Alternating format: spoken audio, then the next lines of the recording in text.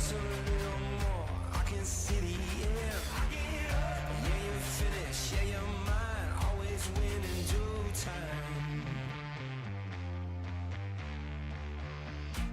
You think too much, it's in my head. So I'm shaking off the rust, and you got no trust, it's in my head. So I'm shaking off the rust. I think I broke just a little bit. Walked through the fire, made it back again. Lord knows I tried everything I can.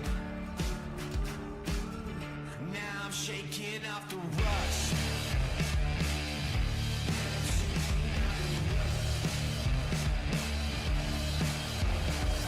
Bang my head against the wall.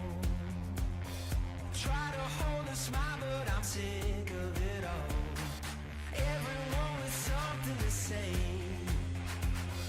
Better hold my tongue or I'll make a mistake. I get up, show 'em what I do, show 'em how it's done. I get up, never turn it down, never gonna run, I learn. You think too much, it's in my head. So I'm shaking off the rust, and you got no trust, it's in my head. So I'm shaking off the rust. I think I broke just a little bit. Walked through the fire, made it back again. Lord knows I tried everything I can. Now I'm shaking off the rust.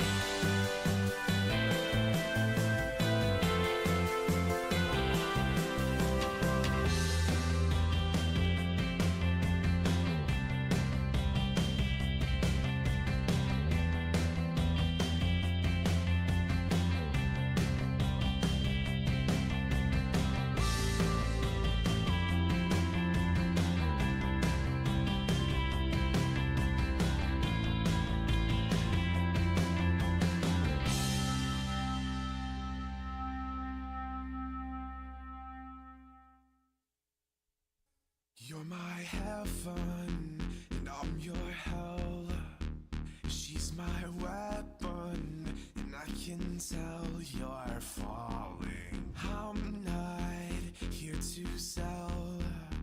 Get off my level and end my spell. It's just a masochistic love. I've got the push under your shove. It's not the anger in your heart and in the pocket from the start. I'm not the fire in your chest. I'm just the words under your breath. So take the liar to your heart. He'll be the one to give you death. But we've got ultra, someone's going crazy. Doesn't happen, baby. Let me out my mind. Can't have another moment in another moment. Running in the wild west. Take me back, you know my love's a weapon. Oh, blood is in my veins. You got my message in your brain. I'm not the one to go insane, but I'll keep walking to my grave. It's not like I got life. I live a little, 2 times, 3 times. I live a little. God, my mind's insane when you keep messing with my brain. But we've got ultra, someone's going crazy. Doesn't happen, baby. Let me out my mind. Can't have another moment in another moment. Running in the wild west. Take me back, you know my love's a weapon.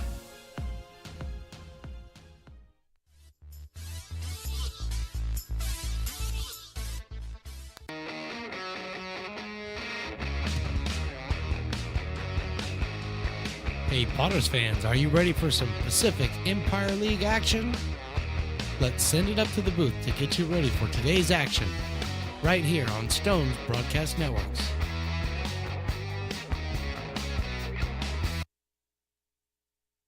Hello and welcome to McBean Stadium in Lincoln, California for another exciting evening of Lincoln Potters baseball. And my name is Mark the Phantom Lowe. I'm here with Riley the Engineer. And tonight we begin the last week of the regular season with Game 1 of a 2-game midweek mini-series between the Potters and the already crowned PEL regular season champion Healdsburg Prune Packers.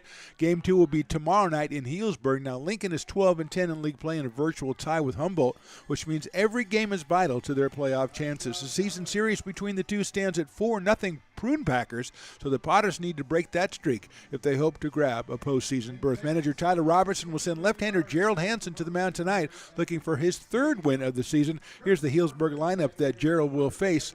Starts off with Hamchuck, Maloney, and Leopard, Kramer, and Hayslip. 3, 4, and 5 combined for 28 home runs in this summer season. Lance and Caruso, 6 and 7. Blake McDonald is back behind the plate, batting 8th, and Jake Tatum batting 9th. On the mound is Connor Sullivan, who is 2 and 1 with an earned run average of, make that 1 and 0 with an earned run average of 0.87, 28 strikeouts in 20 innings. He will be opposed by Gerald Hansen, the left-hander out of Roseville, California, and he has been very good lately. He's been very good all summer, but especially lately, working on a 13-inning scoreless streak.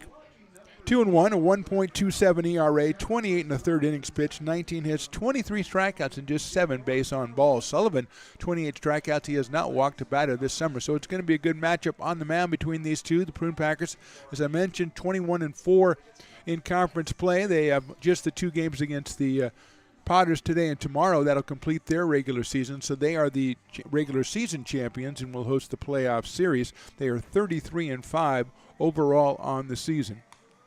Coming in with the batting averages, 7 of the starting 9 have batting averages over 300. As we mentioned, Leopard, Kramer, and Hayslip combined for 28 home runs and 86 runs batted in. So very powerful in the middle, but also Lance batting 6th has 6 home runs.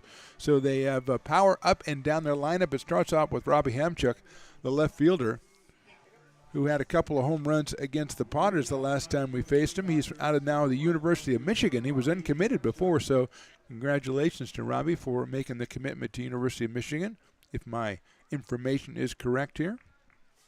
And he'll face Gerald Hansen. We'll get it started here. First pitch is outside at 7:10. Crowd still filing in on a 2 for Tuesday. Thanks to Loomis Basin Brewery for taking care of that. Down low for a ball. Hamchuk 315 on the summer. 3 home runs and 7 runs batted in. He just started playing the last time the Prune Packers visited, as Robbie was just 2 for 12. Now he's picked it up considerably since then. 2-0 pitch is outside, ball 3. Hansen, as we mentioned, 23 strikeouts, 7 walks over 28 and the third innings. Left-hander out of Roseville, California. Brother Jason is the designated hitter tonight for the Potters. 3-0 pitch misses outside, so not really close on any of those 4. And Hamchuk will take the base on balls. Brings up Maddox Maloney, the shortstop, out of University of Oregon. A home run, 8 runs batted in, but a .292 average, one of just 2 Prune Packers under 300. He's at .292. Him and Lance, the DH, is at .286. Breaking ball, that catches the strike zone, so it's 0-1 on Maddox Maloney. I'm going to lie, it's kind of warm outside. I just thought I'd mention that. 0-1 pitch. Grounded down in the hole into left field for a base hit. Big chopper, but perfectly placed by Maloney. He's at first base. First hit of the ball game. Could have, wishful thinking, gone right at the shortstop or third baseman, but it was right between them. Let's take a look at the defensive alignment. Furry at third, Gargett at short, Mancy at second, Chimiso over at first, Lindbergh, Eaton, and Odd in the outfield. Eli Small is behind the plate today, and Gerald Hansen on the mound, and he's facing Alex Leopard, who's hitting .339 with 6 home runs. Outside with the slider, 1-0. Alex from UC San Diego. Santa Rosa Junior College before then, I believe. There's a couple of these guys on the Prune Packers. Played at Santa Rosa JC. 1-0 pitch is a fastball, and it's just a little bit too high. 2-0.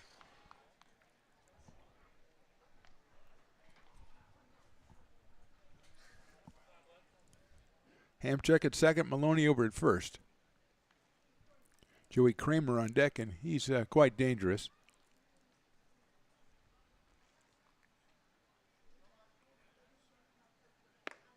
Misses the outside corner with that one, so it's 3-0. Two teams play again tomorrow in Healdsburg. That's a 6 p.m. first pitch.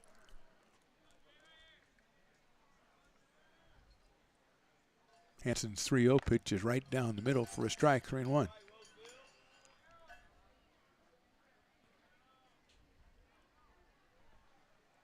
Potters will have 2 days off, or actually 1 day off after tomorrow, and then Friday and Saturday hosting the Solano Mudcats. Fouled back to the screen, so it's 3-2. That's an inside fastball. Mudcats are in town Friday and Saturday, and the Potters visit the Mudcats on Sunday to complete the regular season schedule.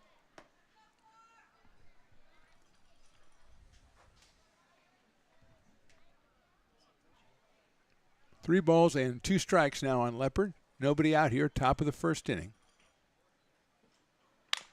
Chopper out towards second. Going to have to go to first. And to get him by a step, that's Mancy over to Chimiso. Hit too slowly for anything else to happen, but the runners move up second and third. And here's Joey Kramer, who, as they say, is a problem for pitching this summer, hitting .406 with 14 home runs and 41 runs batted in. The right hand hitting first baseman out of Washington State University. Got runners at second and third. Just a slight breeze out there. Looks like it is blowing out. Hansen's first pitch is skied out into center field. Eaton is giving a couple of steps. He will make the catch. The runner at second looks like he left too early. The throw almost got there. Sacrifice fly for Kramer, and Hamchuk scores the first run of the game. I would definitely go back to second, and they did go back to second, and he did leave too early, so I believe that run will score. So the run will score, but the runner, Maloney, is called out for leaving too early. So the Potters give up 1. We go to the bottom of the inning. Potters trail 1-0. This job is the Esplanade at Turkey Creek phases 4 and 5. Our scope of work for this project is full scope, so we've got all the underground, all the joint trench, and all the topside included with it. We're putting in sewer pipe, manholes. We're not doing services yet. We go through and do all the main line, and then we come back and do all the services after that. I would say this project right here, the one we're working on, is probably about a 2-month project. it's very costly to the developer. So beating the schedule is very important, more important than most projects. It's got a lot of groundwater, so we've got an extensive groundwater pump system in place. It's just cool to be a part of the built environment and know that for the next 100 years that people are going to use and enjoy what we've created here today.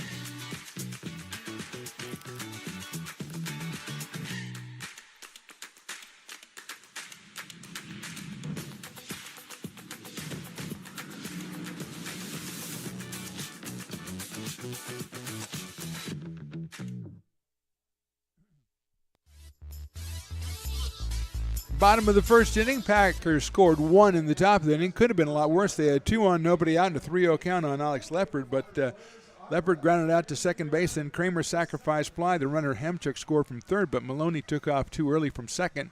The appeal got him out, but the run still scores. So 1 run for the Prune Packers on a hit, and it'll be Connor Sullivan on the hill out of UC Berkeley. He will face this lineup of Lincoln Potters.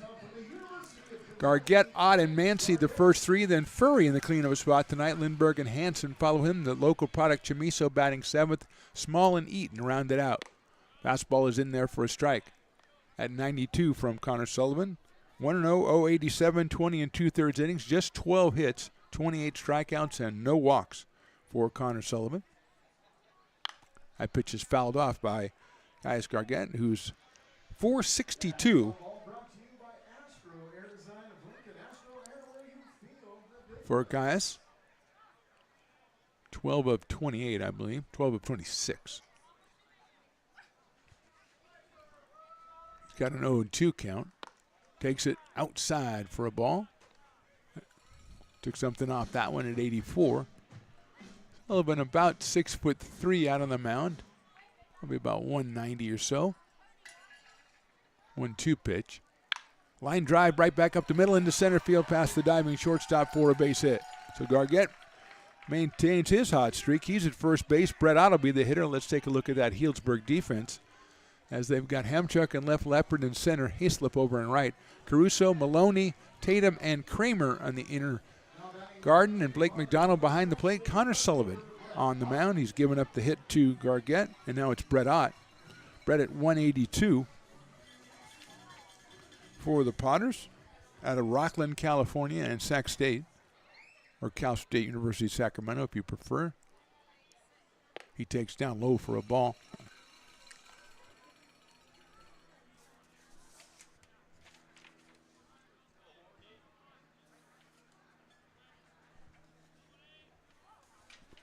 Caruso is in at third. Ott takes the fastball and it misses the corner.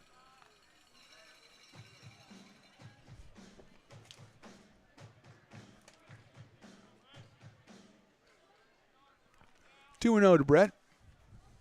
Gargett with a decent lead at first base. That one looks good. It is in there for a strike at 85. 2-1 on Brett Ott. Luke Mancy in the number 3 spot tonight. He is on deck, the second baseman for the Potters. Gargett in a little bit bigger lead. Chopper out towards second base.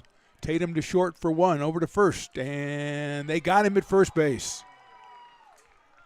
Close play at first, but the double play goes 4-6-3. Tatum, Maloney, and Kramer, and with 2 outs, that'll bring up Luke Mancy.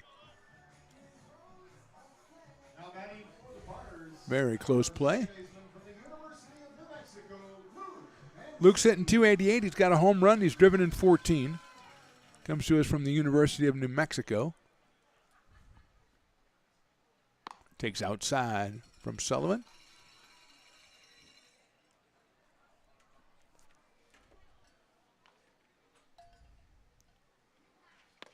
That one's in there for a strike. 1-1. Trey Furry, the returning Potter legend, is on deck. He's in the cleanup spot, playing third base for the Potters tonight. Luke takes inside and low. 2-1. Packers lead it 1-0. We are in the bottom of inning number 1 here from McBean Stadium. Pretty warm evening, as we've said. That's fouled out of play to the left. 2-2, outfield medium deep and straight away for Luke Mancy. Perhaps a touch deeper and right with Hayslip. Infield pulled around a little bit to the right side. Fouls that one off to the left again.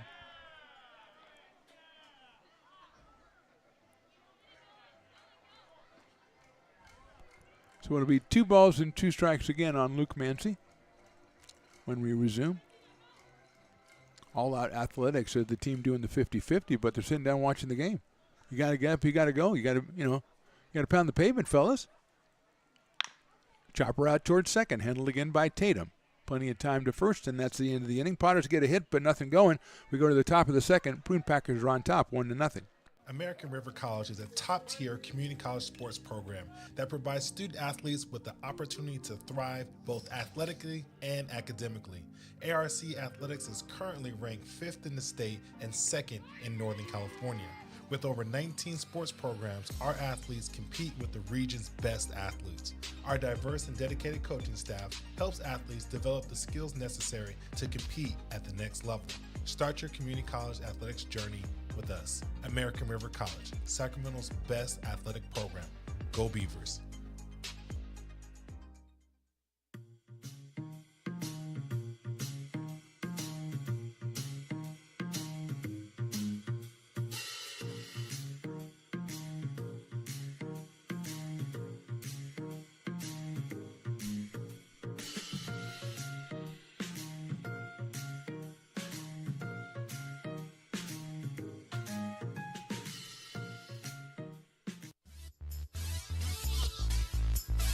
Top of the second inning, Prune Packers on top by 1. They'll send Camden Hayslip and then Eamon Lance and Cole Caruso to the plate against Gerald Hansen, who gave up a hit and a walk and a run in the first inning. The left-hander walked Hamchuk, who later came around and scored. And he will face Camden Hayslip, who is hitting at .313 with 8 home runs and 26 runs batted in out of the University of Alabama. Left-hander against left-hander here. Chops it foul down the first base line. Chamiso trots over and then just lets it go. 0-1 quickly on Hayslip.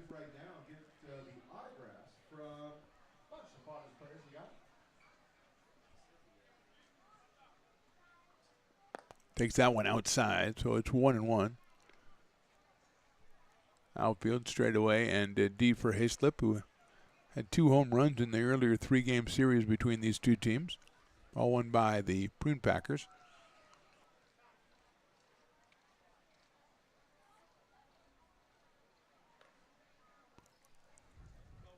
One ball, 1 strike. Slices that one foul down the left field line over by the grassy knoll, which is not surprisingly very sparsely inhabited right now, as it's right out in the sun. But a couple of guys down there running down that foul ball. So it's 1-2 on Hayslip. Swings and misses at that one, gets away, picked up by Small down to first base, a little bit high, but Chamiso gets his foot down the bag just in time, and Hayslip is out. So 1 out, and Eamon Lance will be the batter, the designated hitter. Out of Arizona State University. Does a lot of catching, but tonight is the DH as Blake McDonald is behind the plate for Healdsburg. Lance at .286. Has a half dozen home runs and takes a ball right there and 26 runs batted in.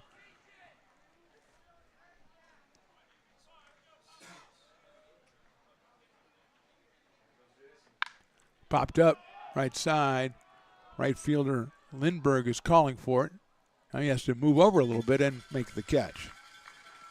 So Lance is out on a fly ball to Will Lindbergh and right. 2 outs, and Cole Caruso will be the hitter. left third baseman out of University of Michigan. 327. He was very effective in the series against the Potters earlier in the summer. 3 home runs, 21 runs batted in for Caruso. He takes that one outside. Blake McDonald on deck, the number 8 hitter.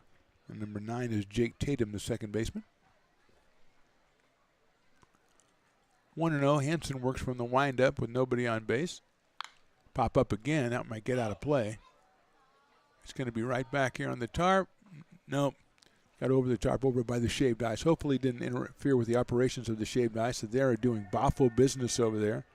Not any mammoths yet, Riley, but a couple of larges, a lot of larges. Nobody with the giant size shaved ice yet. Breaking balls outside. 2-1 now. Caruso from the University of Michigan. Takes that high and outside, so it's 3-1.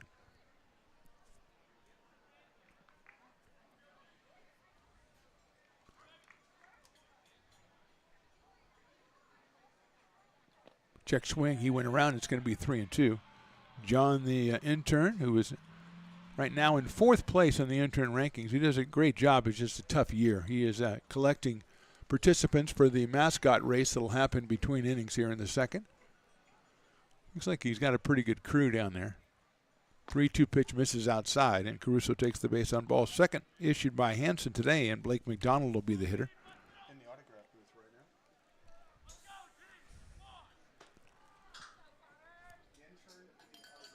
3:13 for Blake as he has to take off the shin guards. He was keeping just in case the third out was made before he got to the plate.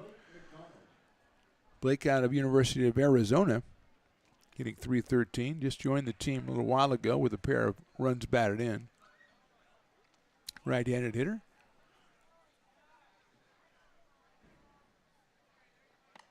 Hansen misses with that tailing fastball, 1-0. 2 outs here in the top of the second. Caruso down at first base.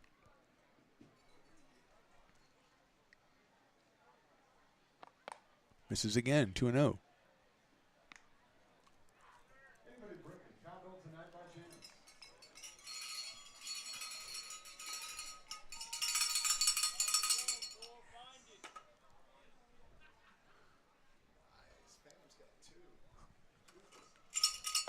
That's in there for a strike.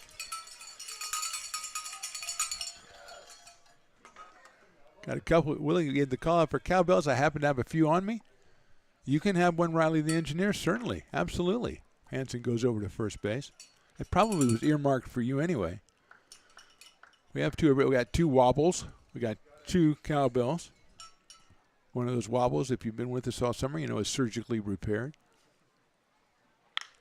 Lifted to right field, giving ground is Lindbergh. He's got room, and he'll make the catch for the out. So 1 walk, but no runs. We go to the bottom of the second inning. Potters trail 1-0.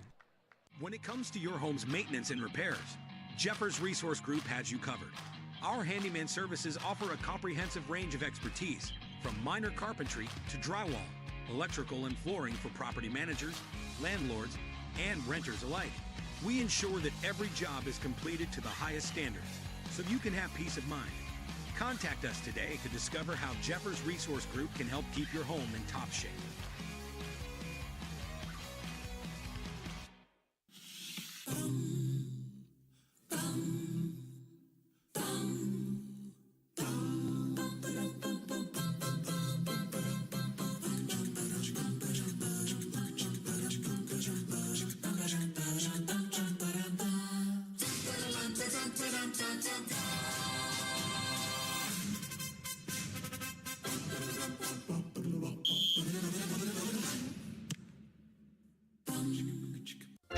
Fans want to keep restoring and renovating historic McBean Stadium? Now you can become a member of Friends of McBean. Annual membership start at $50. Get a 4th of July Potters t-shirt and 4 Potters tickets. Become a member now at friendsofmcbean.org.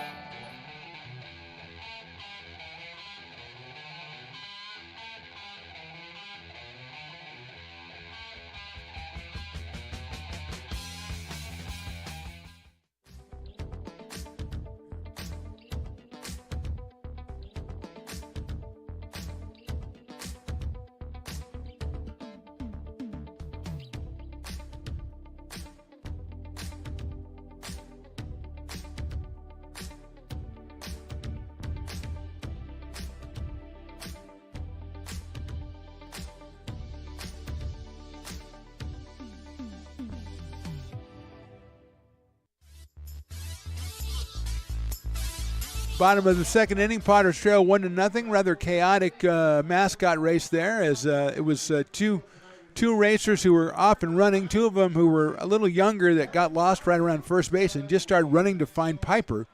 And it was Piper lost, and it was Eli won, and it was just kind of a mess, kind of a jumbled, enjoyable mess. Riley, the engineer, is what I say. Trey Furry, Will Lindbergh, and Jason Hansen against Connor Sullivan, who gave up a hit in the first inning but was unscathed. Furry takes inside for a ball. Gargett started with a hit, then Ott with the double play, and then a ground out by Mancy. Furry at .462 on just a couple of appearances here. He just joined the team again and immediately started out hot. A home run and 4 runs batted in. Swings and misses at that breaking ball. 1-2 now.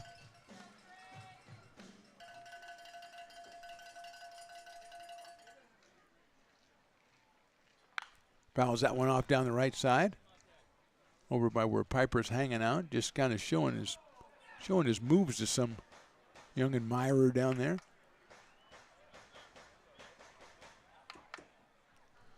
Stays at 1-2 on Trey. Out of William Jessup. Fouls that one back to the screen. The fastball from Sullivan at 92. We've got a outside ball retrieval specialist. Hey, that's nice. Maybe more like a ball kid or something. Swing and misses on the fastball, and Sullivan's got him on strikes. His first strikeout today, 29th on the summer, and Will Lindbergh will be the hitter. Will out of Gold River, California, and Cal State Northridge. Hitting at .264 on the summer. A home run, 10 runs batted in. Left-handed hitter against the right-hander Sullivan. Takes a high fastball, and it's high for a ball, 1-0. Sullivan right up there at 92 with the fastball.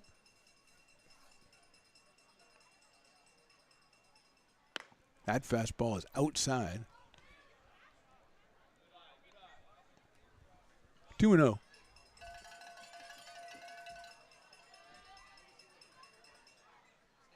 Inside, 3-0. This is a guy who hasn't walked a batter all summer in 20 2/3, make that 22 innings.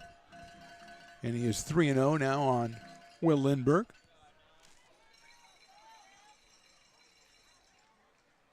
Ball 4. So a 22-inning walkless streak has been snapped. And Lindbergh will go down to first base. Second base runner the Potters have had tonight against Sullivan. And here's Jason Hansen, the first baseman out of UC Davis. The DH hitting at .375 in limited duty for the Potters. He too just joined the team a little while ago. He's up here with 1 out. Takes outside again, so that's 5 straight balls from Sullivan. Must have been that solitary cowbell that was rattling him. Maybe not, though. Riley, the engineer, tries to get in on it. That's ball 2. A little bit too low. Hansen followed by Zach Chamiso. Fouled off.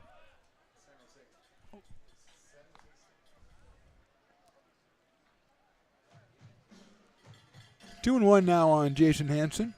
3 runs batted in limited time here for the Potters. Yet to get his first home run.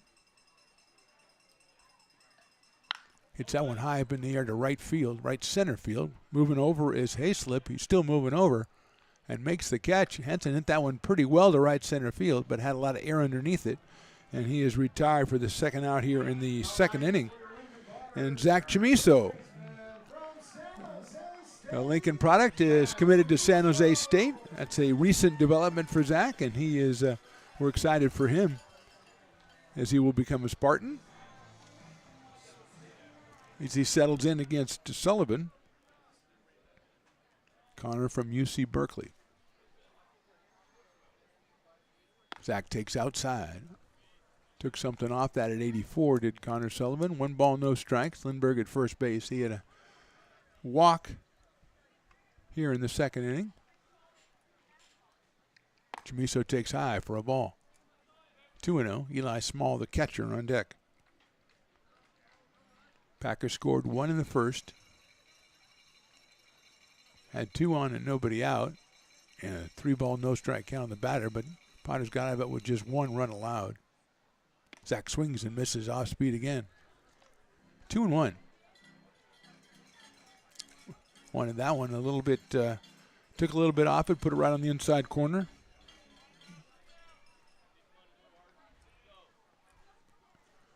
There goes the runner, and the pitch is down low. The throw to second base is going to be too late. And in there is Will Lindbergh. Tough pitch for Blake McDonald to throw on down low. Had to reach down, get it, come up, and Lindbergh had a good break on it. So he's in at second base. 3-ball, 1-strike count now on Zach Chamiso. And the potential tying run out there at second base.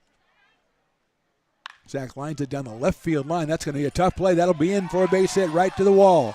Coming in is Lindbergh. Going to second is Chamiso as the Spartan commit has himself an RBI, and we are tied at 1.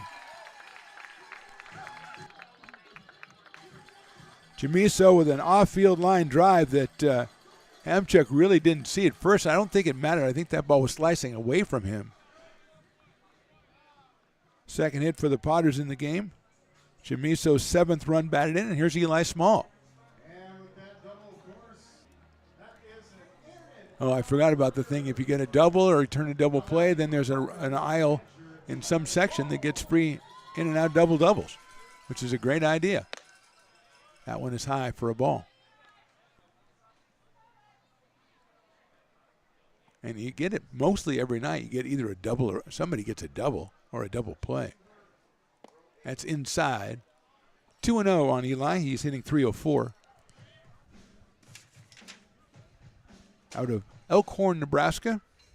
And the University of Kentucky. Chamiso at second. We are tied at 1, bottom of the second here from McBean Stadium. Right down the middle for a strike, 2-1. At 88 from Sullivan. Number 9 hitter is Cole Eaton. He is on deck. Small fouls it off back to the screen. 2-2. Down by Jim Russell, Karen Russell, my trivia team partners. Perhaps next week we'll be back in trivia on Tuesday night. Our team's been doing really good without me, though, so I don't know. Swing and a miss. Got Small on strike. So 1 run on 1 hit. They leave 1. We go into the 3rd inning. We are all tied at 1.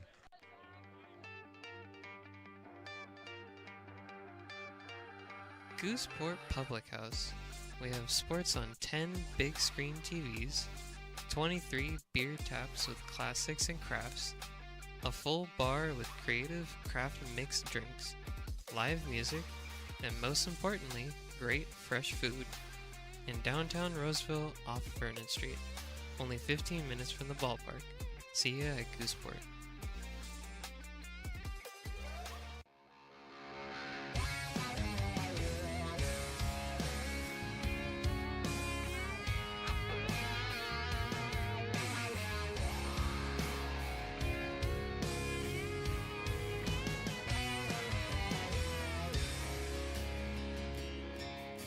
Old man knocked on my front door with my teenage boy and a couple more from up the road. He had them by the collar, said he...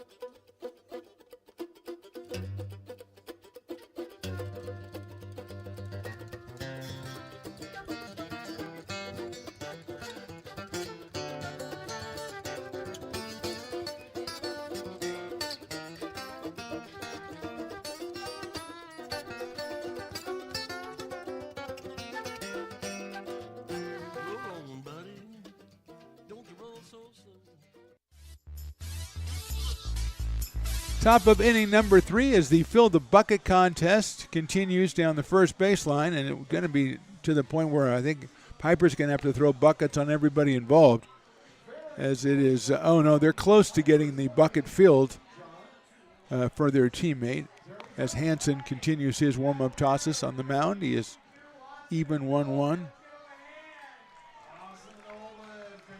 Somebody in Nolan won the title, so they'll get Rockstar Academy 30-minute lessons. And today's Today's instrument is the drums. It's the drums. Okay, so today's 30-minute drum instruction. I do not know if there's a guest instructor at all, but they do a great job over there. And we know our friend Kristen Brown, who we met the other day, works out of there. She's a music teacher. We know that. Anyway, Jake Tatum's going to start off. He's our Dueling Dogs batter, batting .312 on the year. Takes that one outside, goes all the way back to the backstop. So half off Dueling Dogs if Jake goes down on strikes. A home run, 9 runs batted in for the number 9 hitter. Takes a fastball outside. Hansen with 2 walks so far and 1 hit given up. He's behind 2-0 on Jake Tatum. Hits it sharply to the left of second, picked up by Mancy on a hop over to first for the out. So no strikeout, but he is retired 4-3. 1 out here in the 3rd inning. We go to the top of the order, and Robbie Hemchuk. Jake Tatum out of University of Houston. Hemchuk from Michigan is up here for his 2nd time. He walked and scored the game-to-only run back in the 1st inning. Right-handed hitter. 3 home runs, 7 runs batted in, batting .315. Hits a sharp grounder out towards shortstop. Gargett has it. Across the diamond to first, and he gets him by a step. So 2 outs here in the 3rd inning, and Maddox Maloney, who bounced a single to left field his first time up, will be the hitter. 292 coming in, so that hit might have got Maddox up at 300 with a home run and 8 batted in, the shortstop from the University of Oregon.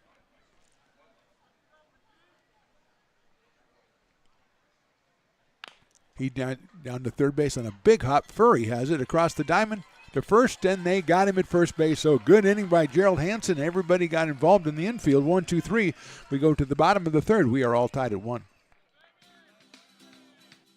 Astro Air Design Incorporated, where you feel the difference. We are a locally owned and operated heating, air conditioning, and custom sheet metal company committed to the highest quality of craftsmanship at a competitive price. Our trained and certified technicians have the knowledge and experience required to install, maintain, or repair your home comfort solutions. Our upfront pricing gives you the peace of mind because you know your price is locked in. Call Astro Air Design Incorporated today. Here in Michigan, we do more than just survive the winter. We thrive during it. You simply can't keep us away from what we love most: great times and amazing beer. The snow transforms the landscape and lays the path for adventures yet to be had. Trails ready to be explored, and freshly groomed hills ready for the first run of the day. And later, as the sun descends, it's time to unwind with great conversation and even better friends. Experience a taste of Michigan winter with Founders Brewing Company, born and brewed in Michigan.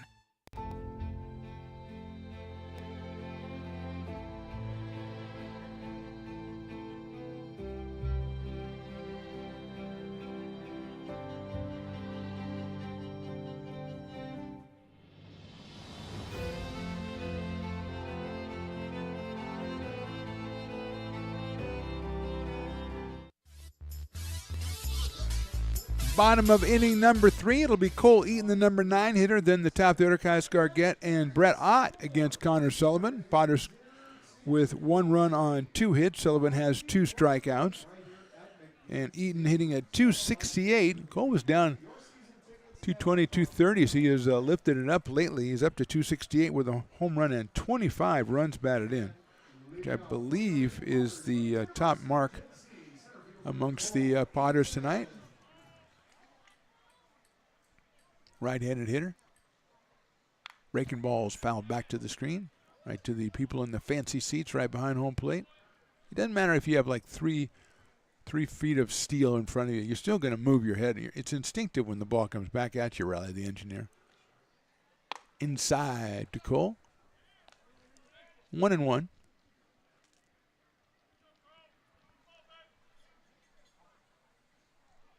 It's getting more I'm not going to say it's pleasant yet.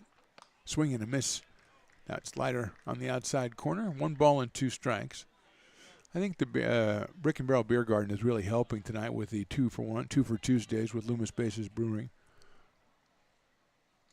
2-2, Loomis Basin Brewery coming through for Potter fans tonight. And the youngsters are taking care of that shaved ice Riley. Still no mammoths, but a lot of larges. 2-2 on the outside corner. Call strike 3. Third strikeout for Sullivan. We go to the top of the order, Caius Gargett, who singled his first time up, right back up the middle. Caius 462 coming in.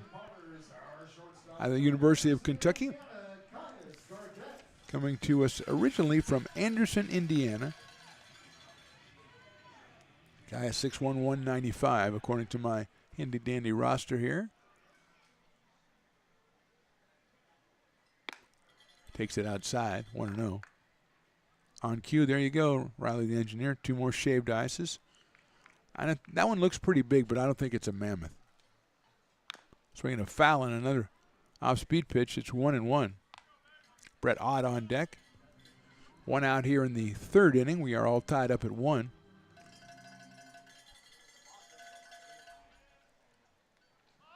Shows bunts at it, but he fouls it off. Potters and Packers tomorrow in Healdsburg, then a day off Thursday. Then Solano comes in, the Mudcats Friday and Saturday. Friday is Fan Appreciation Night, and Saturday is Star Wars Night, and I believe fireworks as well. So I would say 6:35 for Friday, maybe 6:05 for Saturday. You want to check the Potters.com. Swing and a miss by Gargett, and he is out on strikes. So Sullivan struck out 4, including 3 in a row, and to bring up Brett Ott.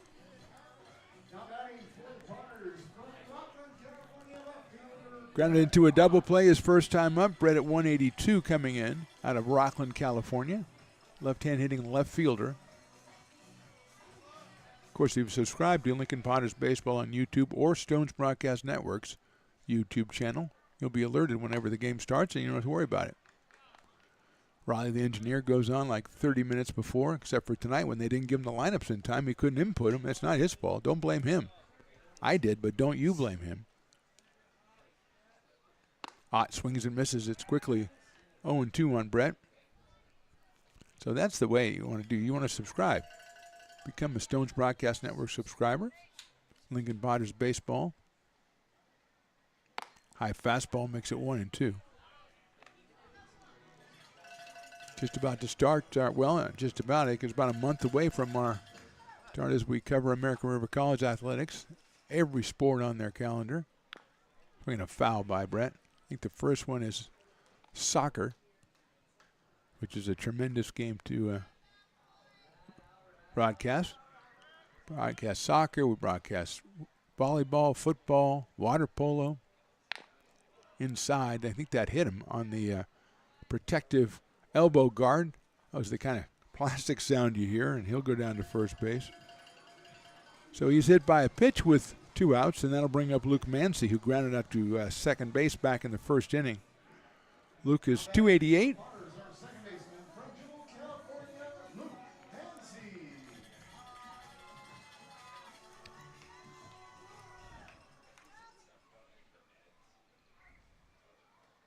Luke chops it out towards second base. Again, big hop for Tatum, and the easy play at first for the out. So Potters get a base runner, but nothing else. We go to the 4th inning. Potters 1, Packers 1.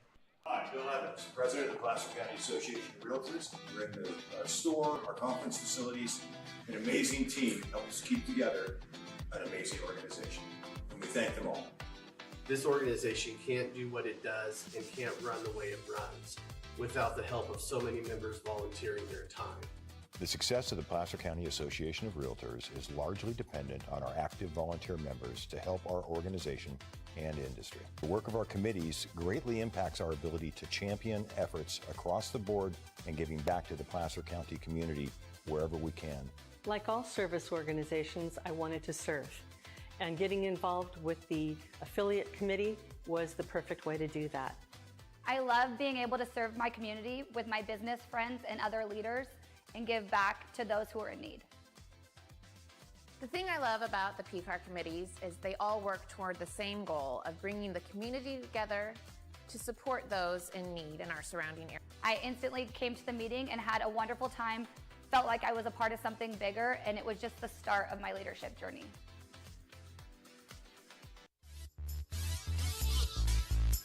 Top of the fourth inning, it'll be Alex Leopard, Joey Kramer, and Camden Hayslip, 3, 4, and 5 against Gerald Hansen. He has given up 1 hit over the first 3 innings. He has walked 2. He has struck out 1. Leopard grounded to second his first time. As we mentioned earlier, Leopard, Kramer, and Hayslip combined for 28 home runs and 86 runs batted in. And a combined batting average somewhere around 360 if you average it out. Leopard at 339 with 6 of those home runs and 19 of those runs batted in. Out of UC San Diego. Lefty against lefty. Chopped foul down the first base line over by the Potters dugout. Scatters a bunch of orange-clad Potters over there. I don't mean they're wearing oranges. They're wearing orange uniforms. Although wearing oranges would be an odd look, but you never know. Maybe that'd be better on an Orange Friday. Yeah, I don't know that would work. It's a great idea, but Leopard lines it into right field. Lindbergh makes a little jump and makes the catch. Alex hit it too hard. It kept stayed up. Got all the way out to Lindbergh and right. His little jump is successful. 1 out here in the fourth inning, and the very dangerous Joey Kramer coming to the plate. A sacrifice fly back in the first inning to deep center field gives him RBI number 42 on the summer, along with 14 home runs and a .406 batting average.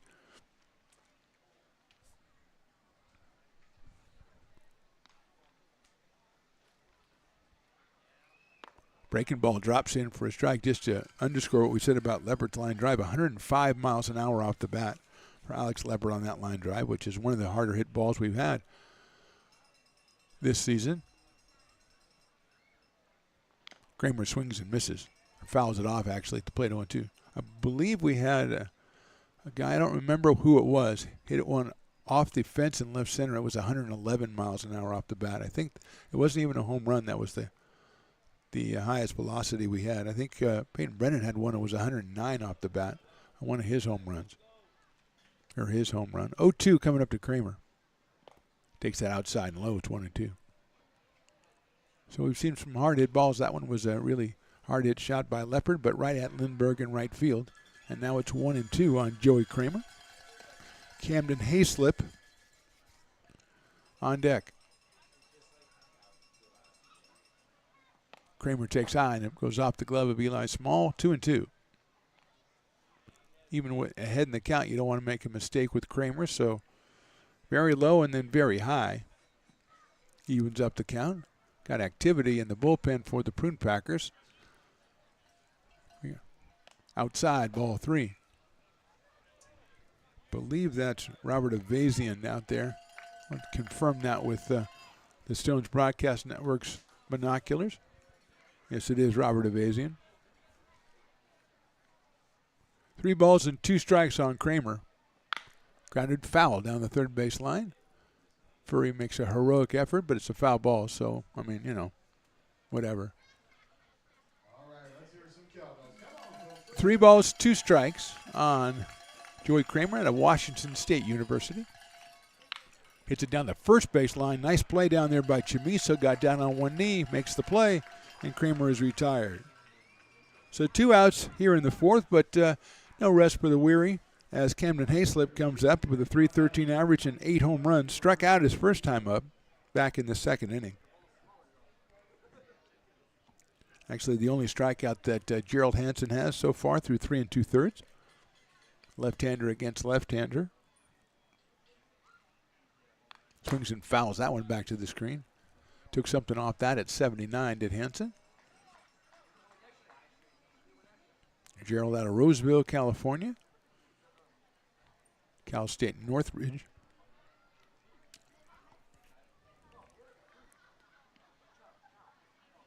That one well outside, back to the backstop.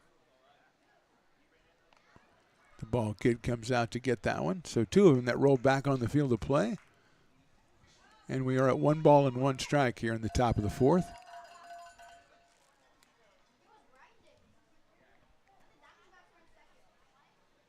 That one's high, and that one's deep, and that one's gone.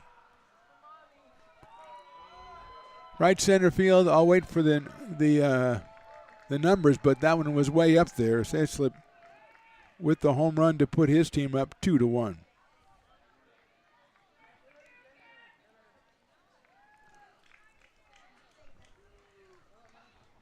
85 miles an hour for Hanson, turned around by Camden Hayslip, his 9th home run, 27th run batted in.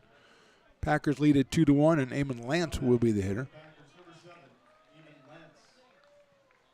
That one kind of just disappeared into the atmosphere. Might get it on re-entry or something.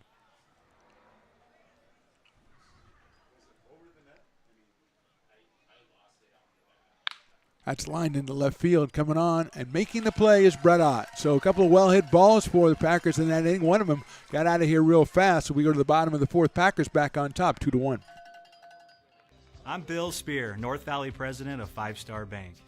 In a time when business can feel so uncertain, we're here for you every step of the way. I know they have a lot of bells and whistles within their bank, but just the relationship piece here locally on the business side is huge for us. 5 Star treats us like we're number one. They're right there with suggestions, with help. So I have to bank with people that have our mission in mind. We're 5 Star Bank. How can we help you?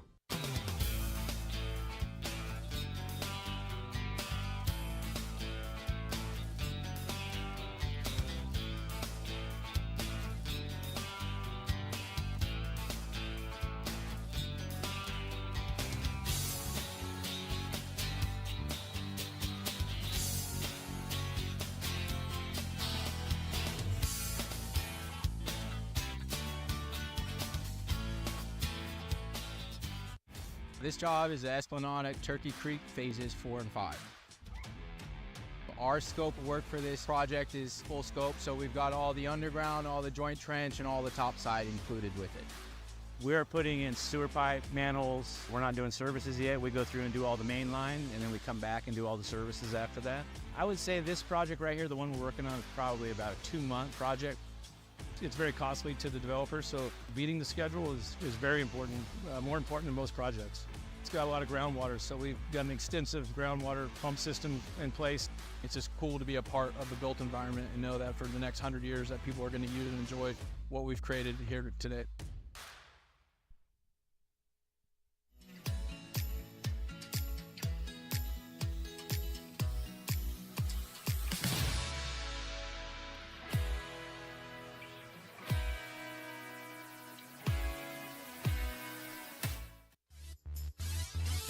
Bottom of the fourth inning, new pitcher for the Healdsburg Prune Packers, Robert Avazian, the right-hander out of Santa Clara University.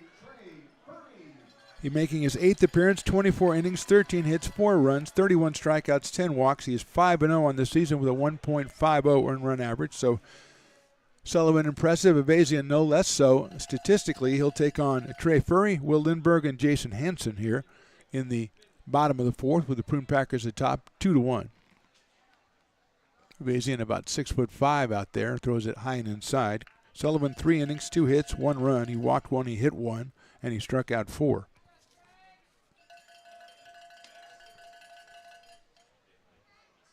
Shadows over most of the field now as Furry takes a strike at 92.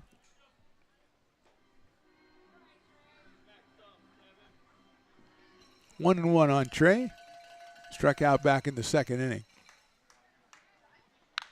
Lifts that one down the right field line. It is headed to foul territory. Giving chase in right field is Hayslip, and he's not going to be able to make a play, so we'll do it all over again at 1 and 2.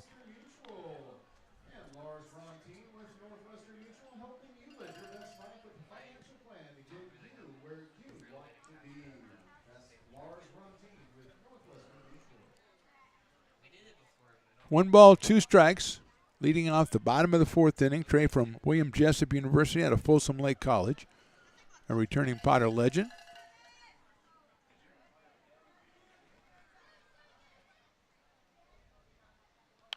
Hits that one foul down the right field line. The fastball again from Avazian, this time at 94.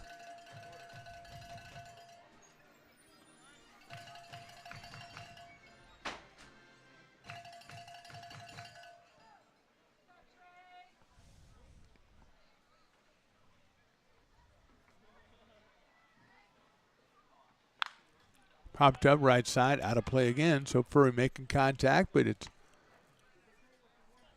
not in the field of play. 1 ball, 2 strikes.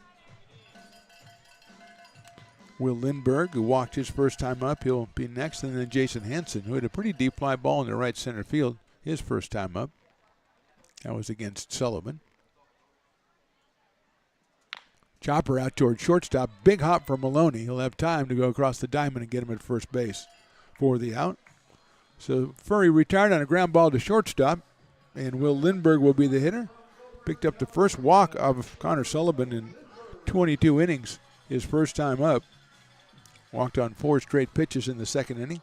Came around to score on the Chamiso double after Will stole second base.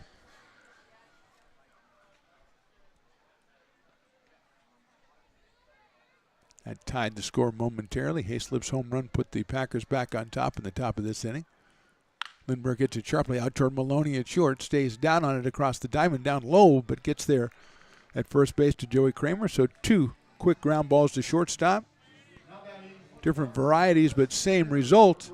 And here's Jason Hansen, who, as we said, had that deep fly ball to right field his first time up.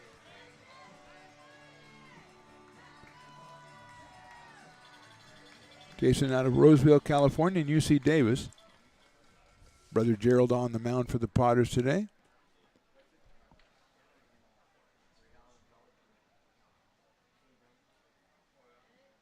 Takes the strike.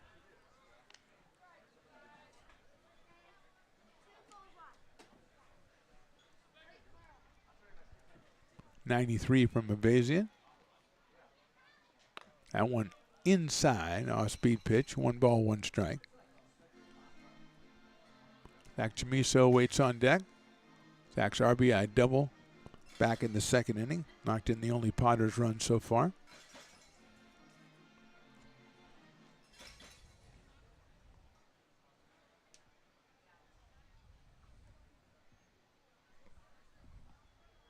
Hansen takes outside. 2-1. Right around 93, 94 for Avazian in his first inning of work. The right-hander out of Santa Clara.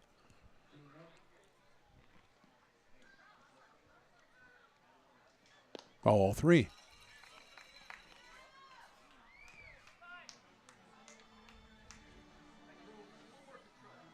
Three balls, 1 strike on Jason Hansen. Potters DH tonight. Came in at .375. Check swing, it's in there for a strike.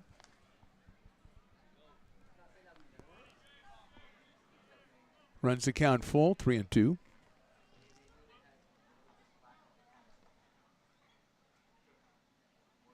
Ball 4, down low. Hansen goes down to first base.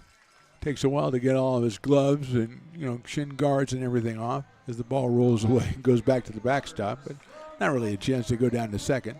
So here's Zach Chamiso, who doubled his first time up, newly committed like today, committed to San Jose State University. So Riley's happy. He's the president of the Zach Chamiso fan club, at least the Lincoln chapter. I'm sure there's other chapters out there. Up at Sierra College, he probably had a chapter, the Rockland chapter. I think, Riley, you're in the Lincoln chapter. Zach takes a fastball in there for a strike, 0-1. Sliced a double down the left field line back in the second inning. Scored Will Lindbergh from second.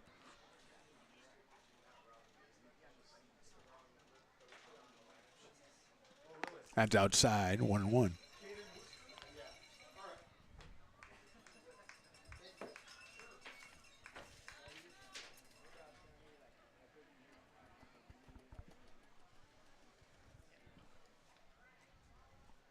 Outside again. 2-1 on Zach.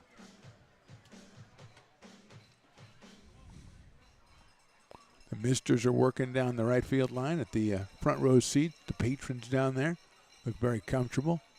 Chamiso tries to slice that one down the line again, but he hit it foul over the grassy knoll. The revamped grassy knoll and now has a fence that a guy tried to scale to get to that ball. Couldn't do it. That's the new improvement, sir. I'm sorry. I say sir, he's like 9. But still, could be a sir. 2-2 on Zach. Jason Hansen with a short lead at first base.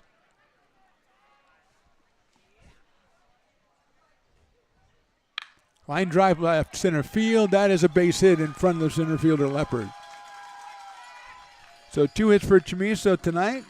First and second, and it'll bring up Eli Small, who struck out his first time up. 304 for Eli. 12 runs batted in on the summer out of Elkhorn, Nebraska, the University of Kentucky. He's got Hansen at second. He's got Chamiso at first. Chamiso got on top of that pitch, hit it in the left center field, dropped it in front of Alex Leopard for his second hit of the night, and here is Eli. Inside's going to get away, and the runners will move up to second and third. A wild pitch. And now 2 in scoring position for the Potters with 2 outs here in the fourth. And Eli Small, the hitter. Eli with a dozen runs batted in. Umpire says, I'm going to throw another baseball, and that one got all scuffed up and everything. Good ump. Run a clean game that way. 1-0 on Eli. Cole Eaton to follow. Straight away, medium deep for Eli Small.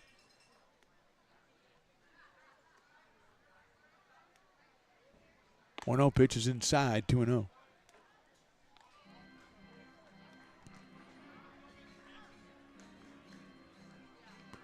Two teams meet again tomorrow, 6 p.m. That'll be in Healdsburg. 2-0 pitch, high, ball 3.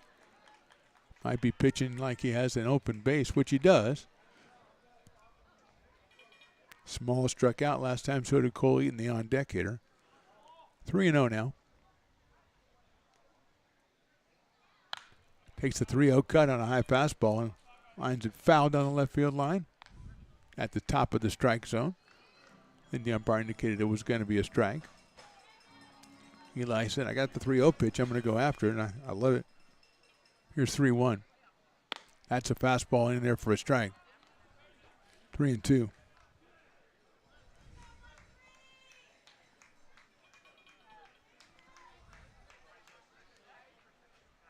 Inside, ball 4.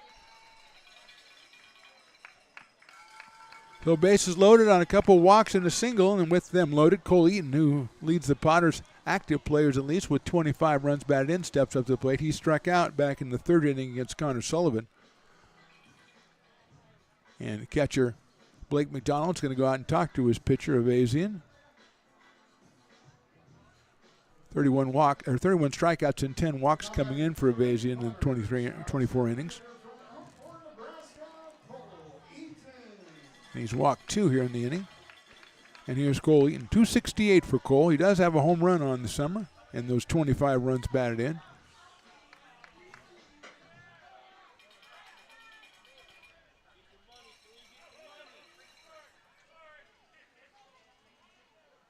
Fastball in there for a strike. 0-1. That was 93 from Avazian.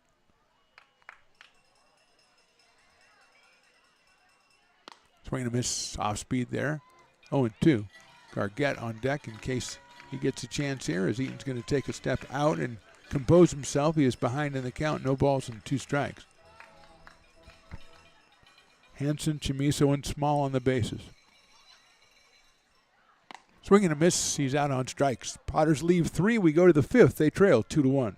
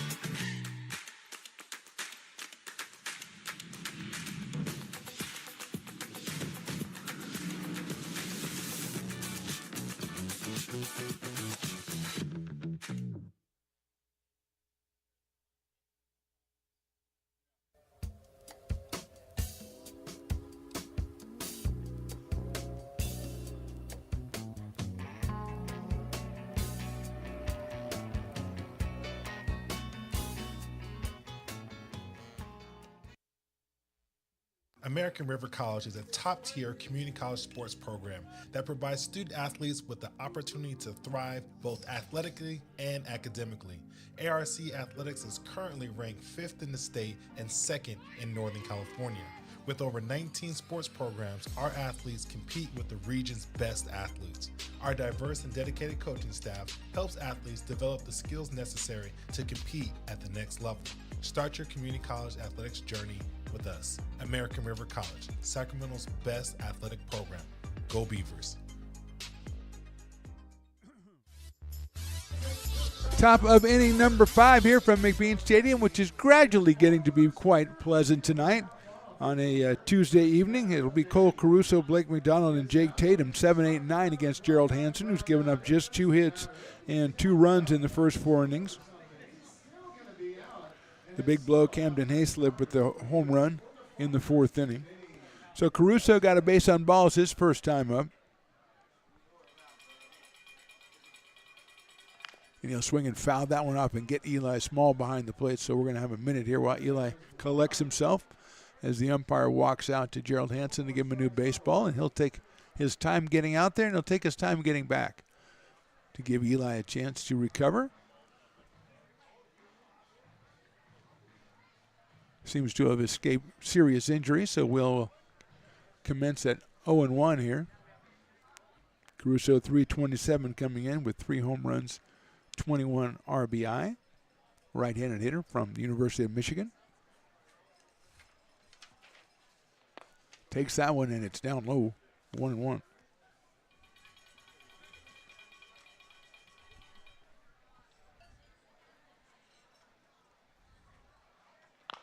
Chopper down the third baseline. If it stays fair, it's going to be trouble, and it's going to stay fair. Rolls all the way to Trey Furry. Nothing anybody could do about it. Caruso is an infield hit. Hansen came over. He could have picked it up. I don't think he would have had a chance at Caruso, so he opted to try to let it go foul. It rolled straight to Trey Furry. And here's Blake McDonald. Flied to right his first time up. Out of University of Arizona. Blake hitting .313 this summer.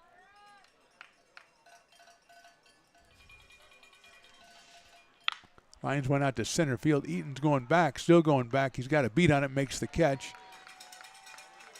Caruso almost all the way to second, turns around and comes back. So hit well, but Cole Eaton covers it up in center field. 1 out, and the batter, Jake Tatum, the number 9 hitter, grounded to second base his first time. He is your Dueling Dogs batter. It's already a 2 for Tuesday, so Potter fans are doing all right anyway, but we can add the Dueling Dogs half price if Tatum strikes out. Tough hitter, though, at .312 on the season with a home run and 9 batted in. Caruso at first base, 1 out. That one right down the middle from Hansen. Left-handers ahead in the count, 0-1. 1/3 of the way towards that half-price Dueling Dogs.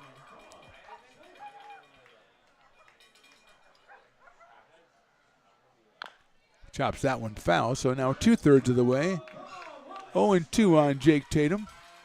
Robbie Hamchuk, the top of the order on deck for the Healdsburg Prune Packers, who come in at 33-5 on the season, 21-4 in league play. They have already clinched the regular season PEL championship. 0-2 pitches down low, 1-2. I'm not sure if that's the format. It's a playoff series between the first and second place teams. I'm not sure if it's all 3 at the first place finisher. I would assume it is. Tatum swings and misses. He got him on strikes, and that's half price. Double half price for Potter fans as they've got Dueling Dogs and now Loomis Basin Brewery. So there is wide rejoicing, but still just 2 outs here in the 5th, and Robbie Hamchuk, who walked and grounded to short, he has scored a run. Comes in at .315 out of University of Michigan. 3 home runs, 7 runs batted in. He is homered against the Potters here at McBean this season. He takes a breaking ball down low, 1-0.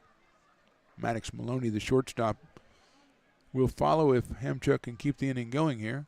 Hansen doing all he can to deny him that. Caruso leading off at first base. That's lined into left center. That's a clean base hit. Eaton's got to come over and cut it off. He does cut it off. Let's see if they try to send the runner. They're going to send him. Relay throw to the plate is going to be just a little bit too late, and he's in with a head first slide. So Caruso scores on the RBI double from Hamchuk. His 8th run batted in. Prune Packers now with a 3-1 lead, and it'll bring up Maddox Maloney. just perfectly placed. Eaton got to it before he could get to the fence, turned and got the relay throw in a little offline, and then the relay was a little offline. Caruso going all the way, waved in by the third base coach all the way. Like Hamchuk is going off the field. He might have hurt himself. Let's see. Yeah, we're going to get looks like a pinch runner going to go out to second base. Let's get a number on that runner. I think it's number 10, Tommy Farmer, I think. So it is Tommy Farmer who's going to go in for Hamchuk. And Robbie might have pulled something there.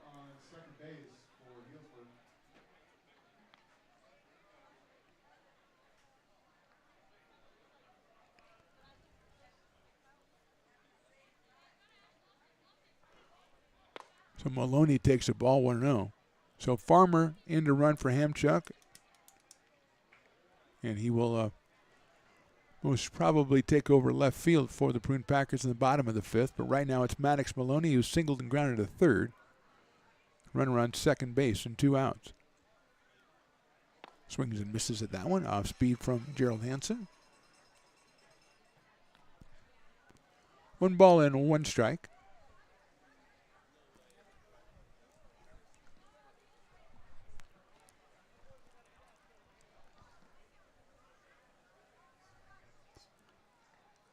Taking his time to get the sign from Eli Small behind the plate. Here's the 1-1 to Maloney. Breaking ball's popped up right side. Chamiso in foul territory, calling for it and making the catch for the out. 1 run for the Prune Packers in the fifth. We go to the bottom of the fifth. They lead at 3-1.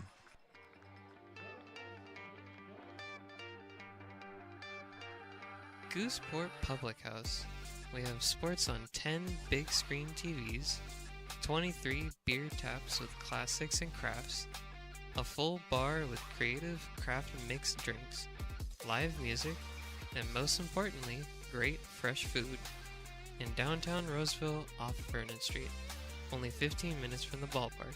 See ya at Gooseport.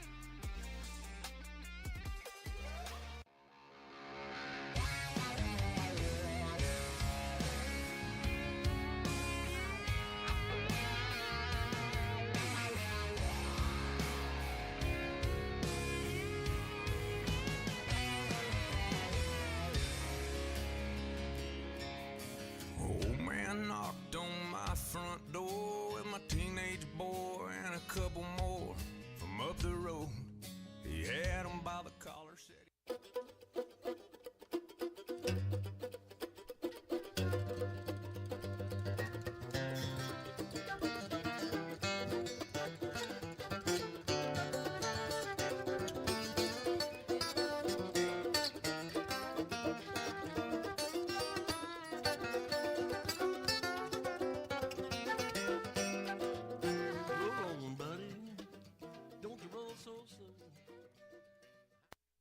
being a laborer means everything. It was what took. It is the bottom of the fifth. That means Piper's running the dance contest down behind home plate. He's got a couple of enthusiastic. You can't give the guy who's got a glove on if you got a glove on, you can't be in the dance contest. Oh, come on. Brendan's our winner. Congratulations, Brendan. You know, I mean, you can have a glove on one hand, but not that kind of a glove. Come on. Caius Gargett will be our first hitter, then Brett Ott and Luke Mancy top of the order against Robert Evasi in the second pitcher, and I think the Prune Packers are loosening up more pitchers in their bullpen. I don't see the Potters in action right now. Gargett has struck out and singled. Hits that one in the left center field, slicing away from Leopard. That's in for a base hit. Gargett's going to round first. He'll get second easily as the ball is picked up. And Caius has his second hit of the night. He's at second base with nobody out here in the fifth. Third hit for the Potters. Make that fourth hit for the Potters. 2 for Chamiso, 2 for Gargett. And here is Brett Ott, who's hit into a double play and been hit by a pitch. Neither one a pleasant experience, but at least with the second one, he got to go to first base. Out of Rockland, California, and Sac State. Caruso comes in at third base in case the left-hander drops one down. Maloney is pretty close to the runner at second base, keeping him close. Evasian's fastball is outside, 1-0. Alec Bellardis, the right-hander, loosening up out of Arizona State University for the Healdsburg Prune Packers. Ott pops it up into short center field, going out the shortstop Maloney, and the center fielder calls him off. And the left fielder comes over and makes the play. Farmer comes over and makes the catch. So one out here in the 5th inning, and that'll bring up Luke Mancy, who's grounded to second and grounded to second. Both of those against Connor Sullivan, the first pitcher who went 3 innings, gave up 2 hits and 1 run, struck out 4, walked 1 and hit 1. So Mancy at 288 up here. Trey Furry to follow. Potters trail at 3-1. We're in the bottom of the 5th inning from McBean Stadium. Luke pops it up down the left field line. Chasing it is Caruso at third. The shortstop also, but it'll be out of play. Onto the grassy knoll, which is a little bit more pleasant, so it's got a little bit more population down there right now. And it's a good spot for foul balls, too. 0-1 on Luke from the University of New Mexico, Jamul, California, Jamul. Jordan Georgeson in the house tonight. He was up here earlier. Haven't seen him for a while. He just went down to the concession stand, so I saw him. Got the big camera. Line drive to the right of shortstop. Maloney can't make the play. It's in the left field. They're going to hold Caius Gargett at third with 1 out as the ball. Farmer comes up quickly and makes a strong throw. So Mancy's got his first hit of the night. Potters have 5, and it's Trey Furry to the plate, who has struck out and grounded to shortstop. Maloney with a dive to his right, almost had that one. Hopefully the ball get off his glove and slow it down so perhaps Gargett could score, but Caius had to hold up at third, and rightfully so, as Farmer came up throwing.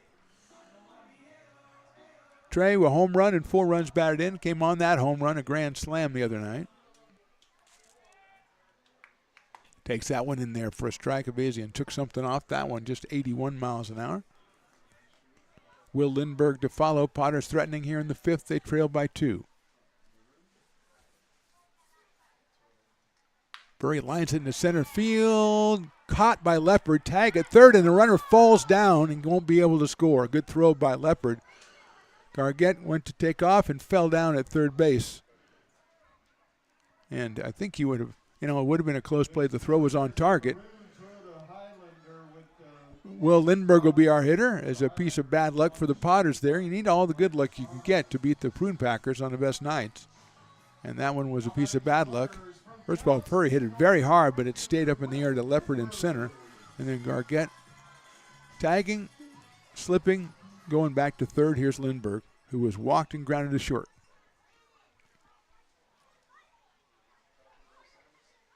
Takes a fastball, and it's outside, 1-0.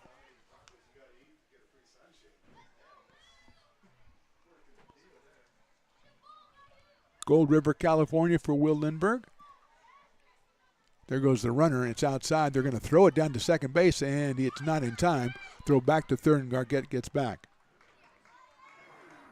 So Mancy's at second base. Gargett at third, and there's a 2-ball, no-strike count now on Will Lindbergh, who has 10 runs batted in and a single home run for the Potters this summer.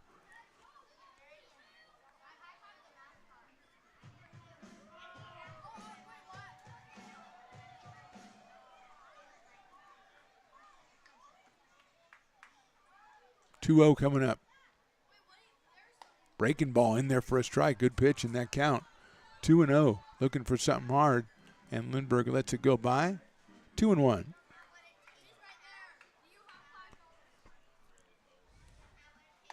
Same thing in there on the inside corner. Call strike 2.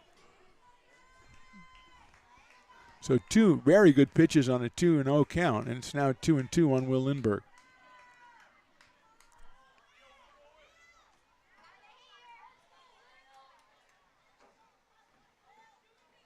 Fouled off on a high fastball. Came in at 94 from Avazian, the right-hander out of Santa Clara University.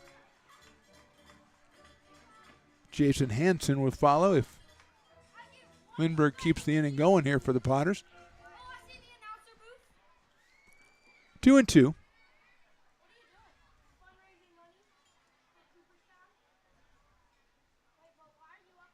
Swings and fouls that one off, just saves himself at the last moment on the fastball sailing outside. 2-2.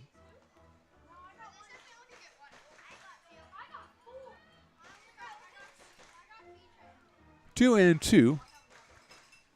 McDonald with the signs to Evasion. Inside, he gets away, and Gargette's going to hold at third base. Probably had a chance, you know, the initial inclination is that ball's going to hit the backstop and come right back. That one bounced up into the screen and deadened it, but Caius really had no way of knowing that. So he stayed put. 3 balls and 2 strikes now on Will Lindbergh. Outfield straightaway, kind of moved over in left field. Medium deep for Will.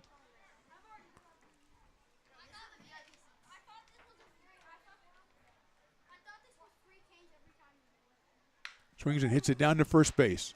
Picked up by Kramer. He'll step on first, and that's the inning. Potters don't score. We go to the 6th. They trail at 3-1.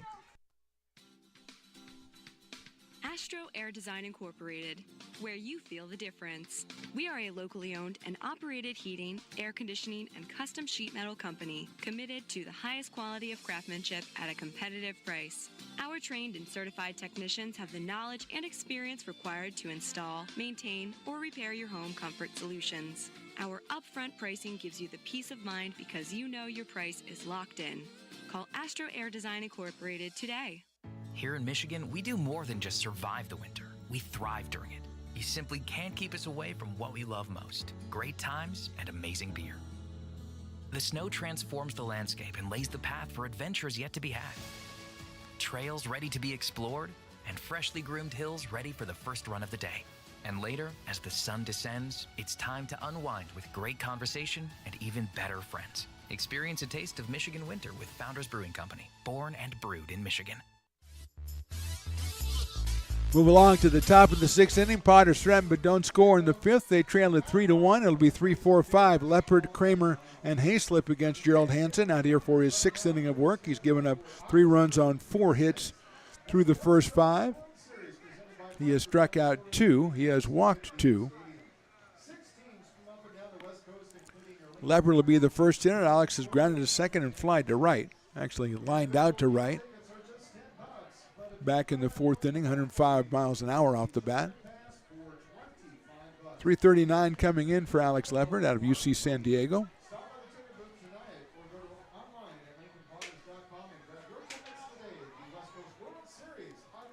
It'll be a left-hander matchup with Hansen and Leopard.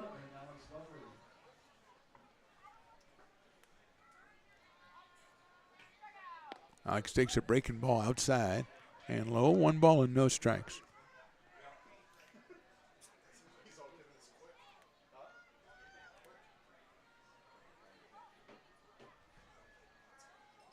Chops it foul, so it's 1-1 on Leopard. Top of the 6th inning here from McBean. Now we've gotten into pleasant evening status, I think. Although the situation being down 2, not so pleasant for Potter fans.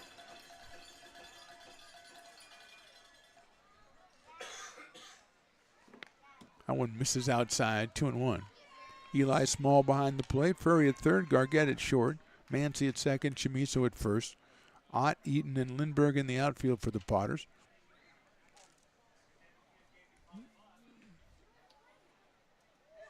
Breaking ball in there, call strike 2.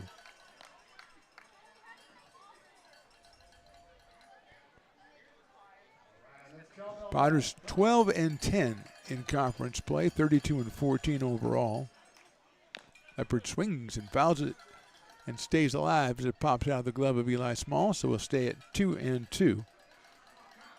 Potters game 47, game 48 tomorrow, and then 3 more games on the season, 2 of them at home, Friday and Saturday. Friday, Fan Appreciation Night starts at 6:35. Saturday, Fireworks Night, 6:05, and also Star Wars Night on Saturday. Leopard hits it down the third base line, a little squibber, but that'll go foul. Very similar to what Caruso did back in the 5th inning to get on, and he scored the 3rd run of the game on a double by Hamchuk. Leopard taking his time getting back in. So, again, Fan Appreciation Night on Friday. Always a great night to come out. Prizes are given away. Looks like Blake Barker, a left-hander from University of Virginia. Number 33 is loosening up down in the pen for the Prune Packers. They've had Sullivan for 3, then Avazian for 2. Hansen has gone the whole way for the Potters. He's 2-2 on Alex Leopard. Look out for the bat. Goes flying in the parking lot. That is crazy. That is the farthest bat I've ever seen tossed or lost or whatever. I don't think it got to the parking lot. I don't think there's anybody out there where it went. So everybody should be okay. And all the kids are running out to try to get the bat now. Riley, the engineer, said it got stuck up on the top. Huh.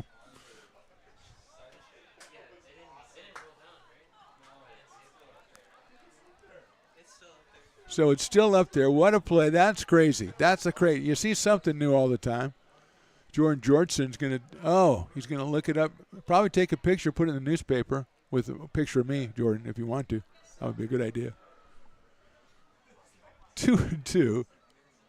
Breaking ball, too high, 3-2. Very good pitch by Gerald Hansen. Didn't get the call, and so it's a full count on Leopard.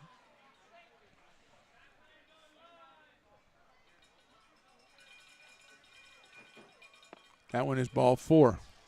Really looked like he had him struck out on ball 3. But Leopard gets the base on balls, and that brings up Joey Kramer. Sacrifice fly and a ground out to first base for Kramer. Added to his total RBI-wise, and now has 42 after that sacrifice fly back in the first inning.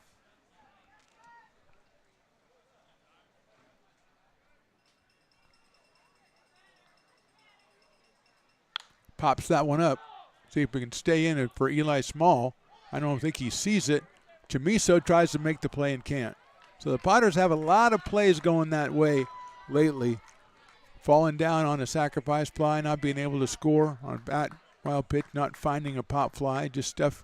Eli Small turned around, and you could tell he couldn't get it, and Chamiso made a mad dash, but Zach just couldn't get there in time. Nobody's fault, really. It's just stuff that's happening. And not the recipe if you want to beat the Prune Packers. 0-1 now on Kramer. And you don't like to give Joey an extra chance. Hits it out toward shortstop. Carget to second for 1. Mancy to first. It's an easy double play for the Potters. So there you go. 2 outs, and here's Hayslip, who the last time he got up with 2 outs in an inning, hit a home run so far. It left TrackMan and left our screen. Nobody knows where it is. We've contacted NASA, and they have not got back to us. What I'm saying is he hit a home run. He's 1 for 2. Struck out in the second, homer in the fourth. His 9th of the season, and 27 runs batted in. Breaking balls hitting to right center field again. Lindbergh on the run, reaches out, can't get it. It'll bounce up against the fence. It'll bounce over the fence, and Hayslip will stop at second base. Well, he won't, but he's going to have to go back. He's just going to keep on going. The ball comes in. Okay, now I saw Lindbergh put his hands up in the air to signal that the ball had been out of play, but Hayslip, very smartly, it turns out, kept going. And now the umpires are going to have a talk and see what the deal is.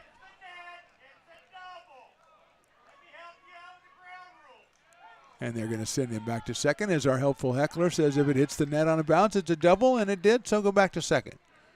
And that is what they're going to make him do. And I don't think they were going to do that until the heckler said that. They said, he's right. What that guy said is right. We're going to do that. Another hard hit ball by Hayslip. He's got 2 hits, 6 hits now. Make that 5 hits now for the Packers. Here's Eamon Lance, who's fly to right and fly to left. He lined to left back in the 4th inning. A nice catch out there by Brett Ott. 6 home runs for Lance on the summer. 26 batted in. Hits that one out to left field. Ott's giving chase. Looks like he's got room, reaches up and makes a nice running catch in left field for the out. So Potters get a double play, get out of the inning. We go to the bottom of the 6th. It's Packers 3, Potters 1.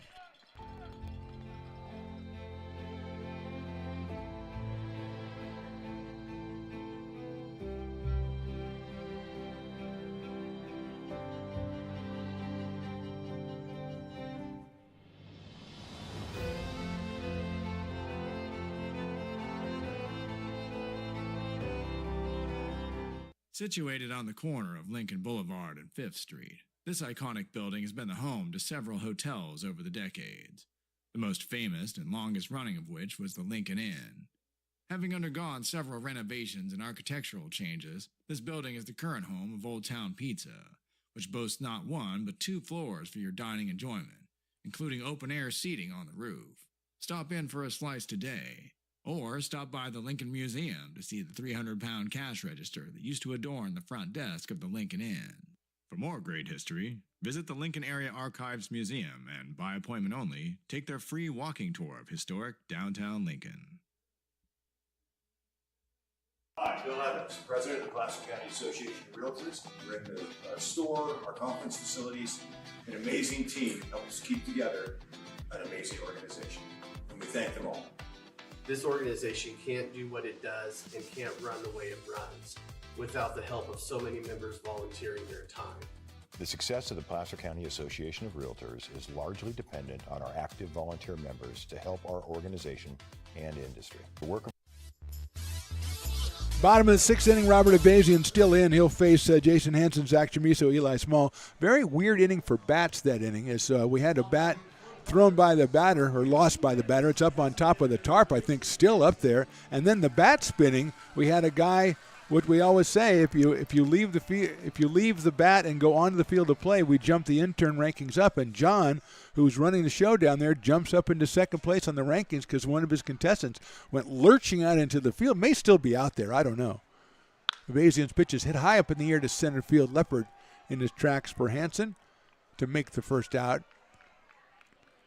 Jason had flied to right and walked and flies to center now for the first out here in the 6th. And Zach Chamiso, who has doubled and singled, is the batter. Newly committed to San Jose State, 2 for 2 since then. Riley, the engineer, is monitoring the progress of the bat. They got it? They got the bat down. Okay, good. I'm glad they did that.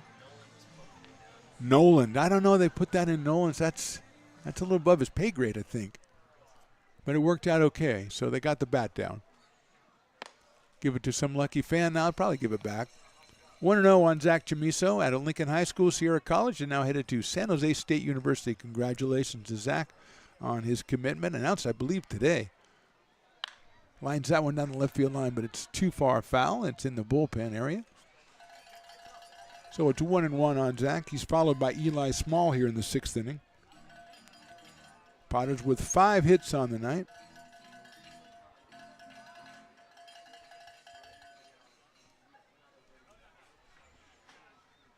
Breaking ball, beautiful pitch, off speed on the outside corner, 1-2.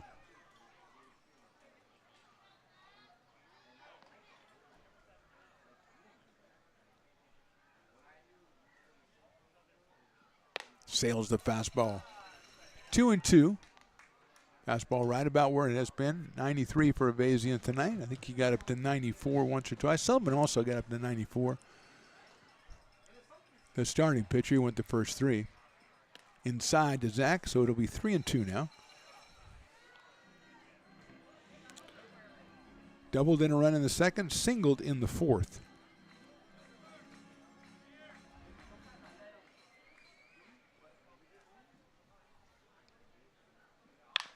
Chops it out towards second, goes to his right. Tatum has to stop and make the throw back. He's got him by a step at first base. Excellent play by Jake Tatum at second base. Retires Chamiso for the first time tonight. And that will bring up Eli Small with 2 outs. Tatum a little bit fortunate. That ball took a pretty big hop to get to him. He still had to throw while he was going away from first base and put it right in the money. Eli has walked and struck out. So 0 for 1 for Eli tonight. He's followed by Cole Eaton if he keeps it going or starts something here in the bottom of the 6th. Potters trailing at 3-1.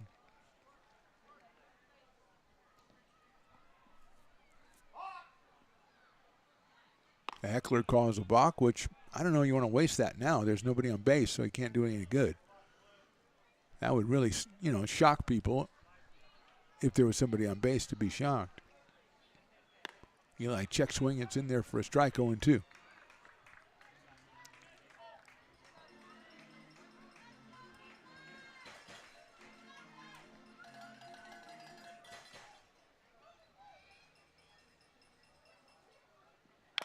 Chops at that one, but it's foul. over by the on-deck circle, retrieved by Mr. Cole Eaton, so it stays 0-2 on Eli Small. 3:04 coming in, and a dozen runs batted in for Eli.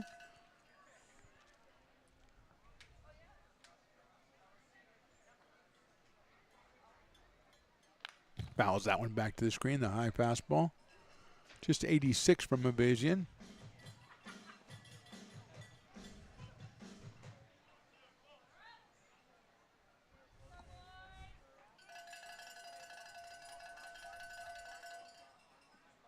Fastball, strike three, inside corner. 1-2-3 for Avazian in the sixth. We go to the top of the seventh. Healdsburg leads this one 3-1. I'm Bill Spear, North Valley president of 5 Star Bank. In a time when business can feel so uncertain, we're here for you every step of the way. I know they have a lot of bells and whistles within their bank, but just the relationship piece here locally on the business side is huge for us. 5 Star treats us like we're number one. They're right there with suggestions, with help. So I have to bank with people that have our mission in mind. We're 5 Star Bank. How can we help you?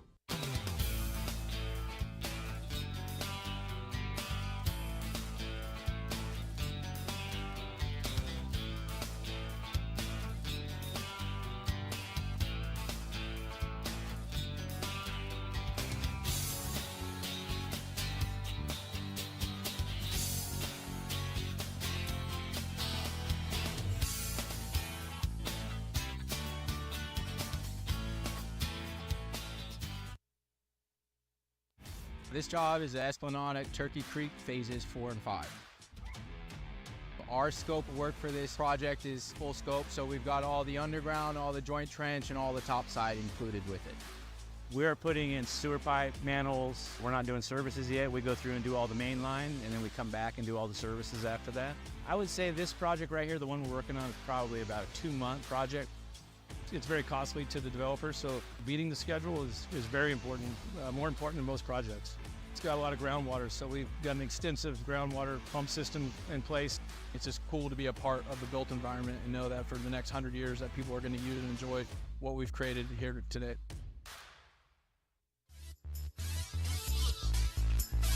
Moving along, top of the seventh from McBean Stadium in lovely Lincoln, California. And it's finally a pretty pleasant evening out here as the bounce house down the third base line is doing its usual Boffo business. Cole Caruso will be the first hitter, then Blake McDonald and Jake Tatum against Gerald Hansen, who comes out for inning number 7.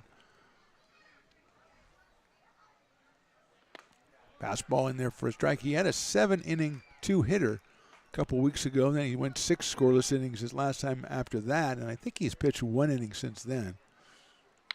Hit out to shortstop. Gargett waits for it. Caius across the diamond. Chamiso holds on at first base for the out. Ends up on the seat of his pants, but it doesn't matter since he got the out. And here's Blake McDonald. Caruso had walked and singled before that ground ball to shortstop. So out of Arizona is Blake McDonald, University of Arizona. He has flied to right. He has flied to center.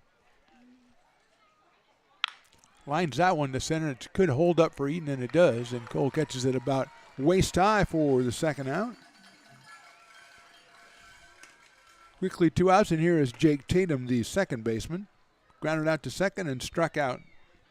So he is 0 for 2. He is the dueling dogs batter, so his strikeout makes it possible for half-off dueling dogs. It's already a 2 for Tuesday, but you never like to say less. Give me fewer beer specials. No one ever says that, so I say more. Tatum takes low for a ball. Tommy Farmer, who took over for Robbie Hamchuk back in the 5th, is on deck. I don't want to hear Willie doing his dog barking, though. He can play his soundtracks. Breaking ball is lifted into left center field. Ott moving over. And Brett will make the catch. So no free beer, but a 1-2-3 inning for Gerald Hansen. We go to the bottom of the 7th. Potters fans are stretching, but they're down 3-1.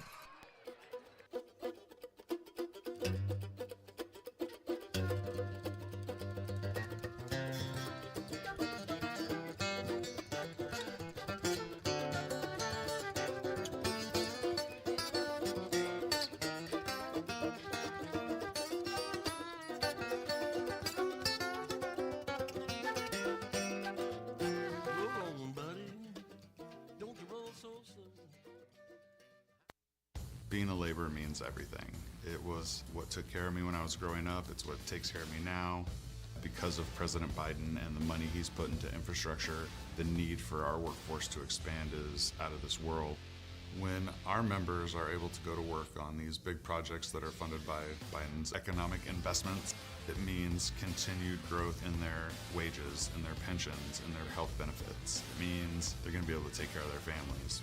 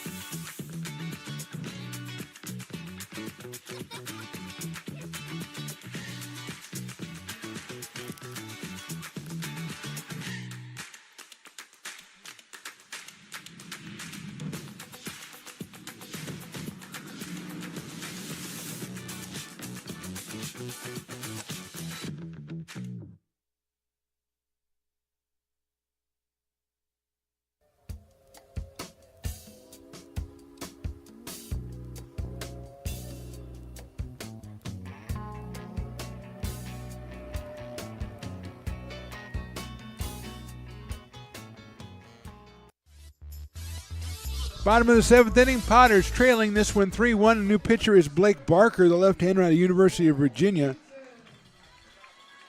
Making his sixth appearance, 9 in the third innings, 4 hits, 14 strikeouts, 3 walks. He's 1-0 with a save, an ERA of 0.96. So 3 tough arms thrown at the Potters so far tonight by the Healdsburg. That one's outside of Avazian with 3 innings, 3 hits, 2 walks, and 2 strikeouts, no runs allowed. Sullivan went 3 innings, 2 hits, a run, 2 walks, or 1 walk, 1 hit batter, and 4 strikeouts. Sullivan came in at 0.87 and Avazian at 1.50, and Barker at 0.96 for ERAs. That one is high, 2-0. Cole Eaton has struck out twice tonight, so 0 for 2 for Cole. Comes in at 268. He's followed by Caius Gargett and Brett Ott for the Potters here in the seventh. Swings and misses at that fastball. Got a good cut at it. 92 from Barker.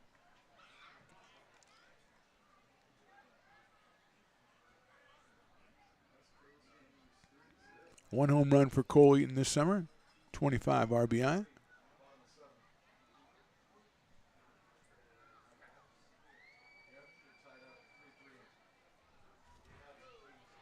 Two and one. Swings and misses again, 2-2. Right at 92 from Blake Barker and of the University of Virginia.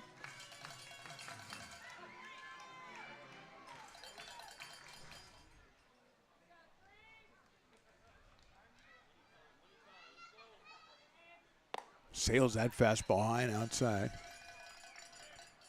Got a little more velocity on that one, but high and outside. Full count on Cole Eaton here in the seventh.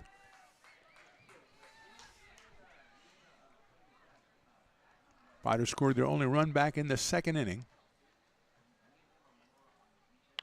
Fouled off by Cole. Prune Packers 1 in the first, 1 in the fourth, 1 in the fifth.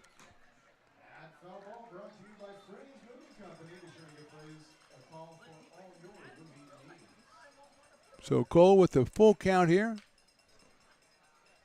Settles in against Barker, who works from the stretch. Outside, no, call strike 3. Catches the outside corner, and Eaton is down on strikes. And that'll bring up Caius Gargett, who was singled, struck out, and doubled. Switch hitting shortstop, batting right-handed against Barker.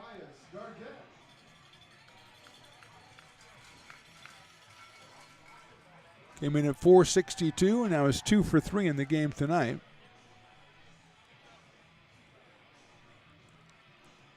Looks like Cole Dillon might be on deck to bat for Ott.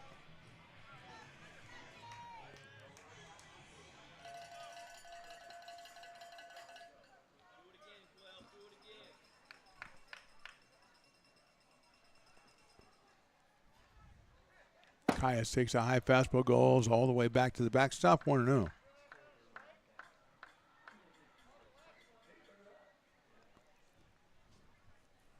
Blake McDonald going out to talk to the pitcher, and don't throw it over my head anymore. That really is a bad look. Okay. Guy has no home runs, 3 runs batted in for the Potters. He's up here with 1 out in the 7th. 3-1 score in favor of Healdsburg. They have taken all 4 games in the series between these two teams up until this point. Game 6 will be tomorrow night in Healdsburg at 6 p.m. Cargett takes down low, 2-0.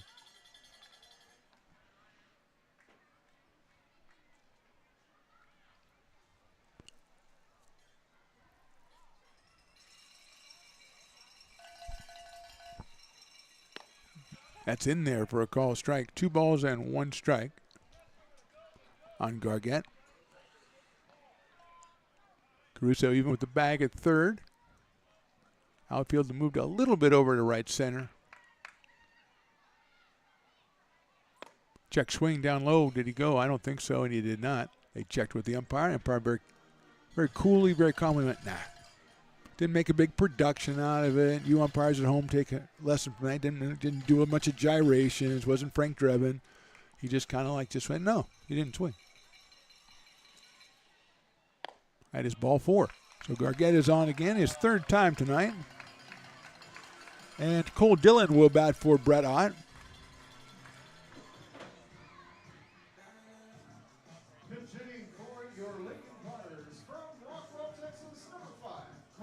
Out of Rockwall, Texas.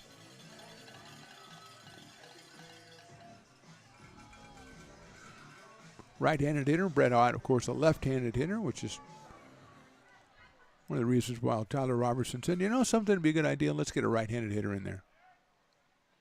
Pops it up foul.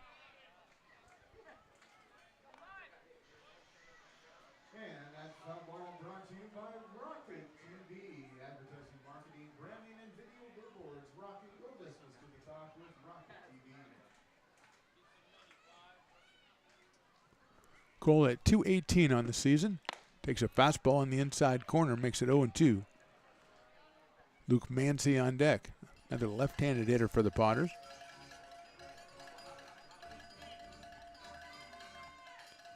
Home run and 10 runs batted in for Cole Dillon.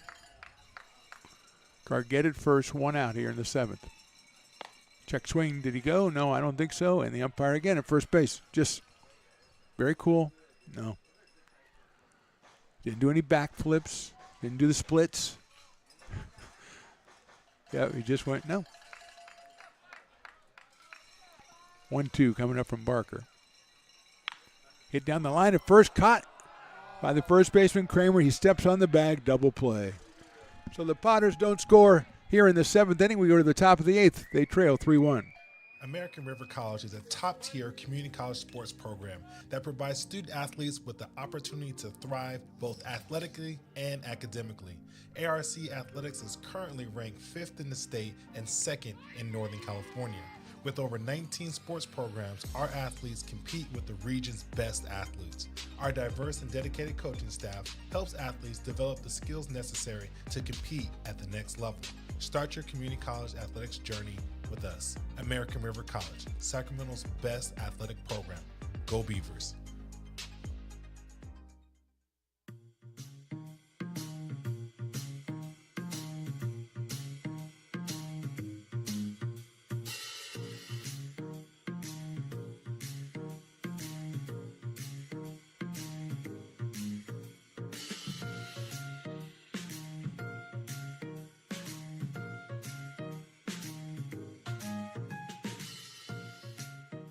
When it comes to your home's maintenance and repairs, Jeffers Resource Group has you covered.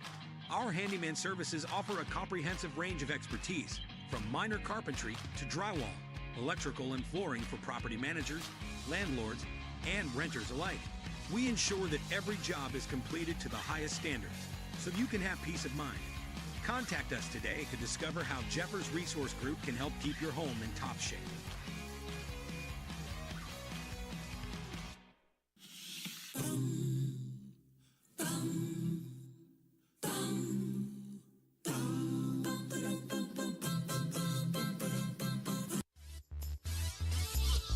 Top of the 8th inning, it'll be the top of the order. Tommy Farmer, Maddox Maloney, and Alex Leppert against Gerald Hansen, who comes out here for his 8th inning. He has pitched 7 innings, 3 runs on 5 hits. And Farmer making his first appearance for Robbie Hamchuk, who left the game in the 5th inning. Farmer 186, but he does have 3 home runs. Coming out of University of Texas, and he swings and misses. Willie announcing $2 burgers, so pretty good deal.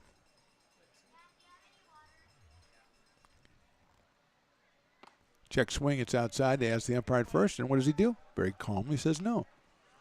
$2 burgers, which as we found out last time, Raleigh, I don't know if you heard, that means cheeseburgers as well. I checked that with Willie because that's a big deal because I do the cheeseburger myself. 2-1 outside from Gerald Hansen. You go down there and go, burger, $2. They go, cheeseburgers more. But no, it's not. Not here. In the 8th inning, it's still a good deal anyway. Outside, 3-1 on Tommy Farmer, opening up the top of the 8th inning here.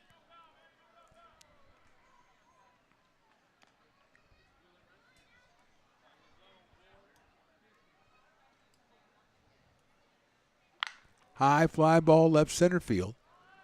Eaton moving over. And he'll make the catch in left center. I'm assuming Cole Dillon is taken over in left field from Ott.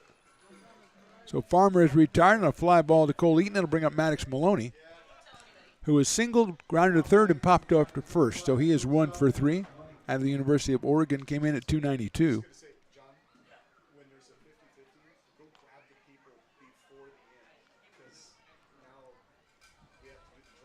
Sails high and outside, 1-0. Alex Leppert to follow.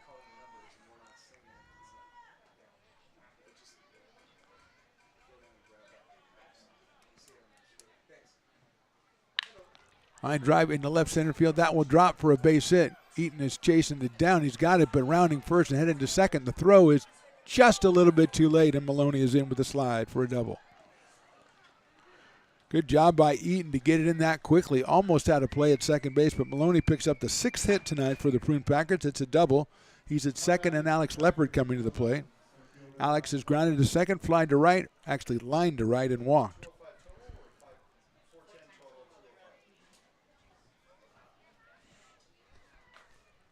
Alex, 339 coming in with 19 runs batted in and 6 home runs. Breaking ball in there for a strike. Snuck in there against the left-hand hitting Leppert. 0-1. Joey Kramer to follow.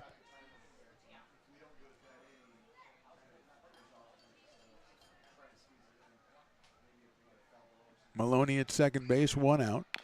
Chopped foul down the first base line off the screen.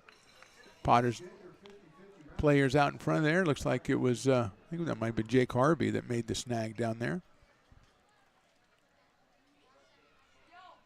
0-2 quickly on Alex Leppert.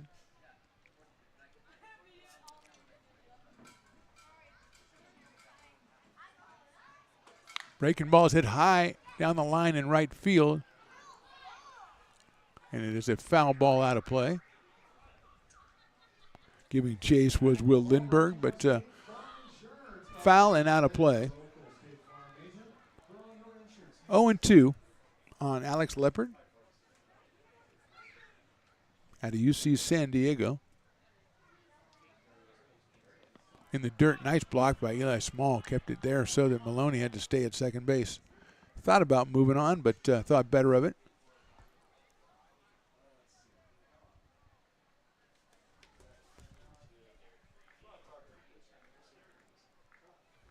One ball, 2 strikes on Alex Leppert.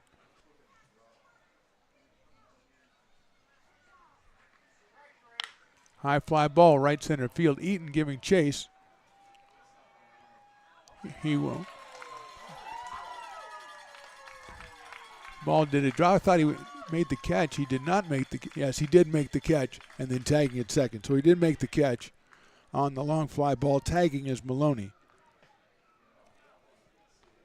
So 2 outs. Cole Eaton covering a lot of ground out in center field, and that was big right there for the out. Here's Joey Kramer. Sacrifice fly, ground out to first, hit into a double play. So 0 for 2 with an RBI. Comes in at 4:06.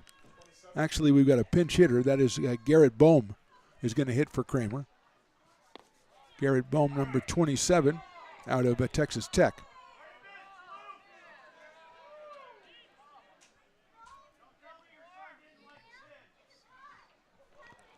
So Bohm up here with a 1-ball, no strike count.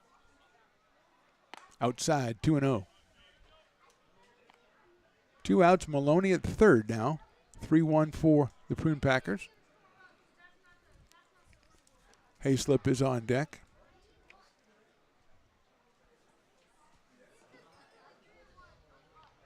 Breaking ball catches the outside corner, 2-1. Good pitch by Gerald Hansen, working in his 8th inning, which I believe is the longest stint by a Potters pitcher. Gerald had 7 innings 2 starts ago. A 2-hit 7-inning GM. 2-1. That one misses outside, 3-1. Potters do have activity in their bullpen.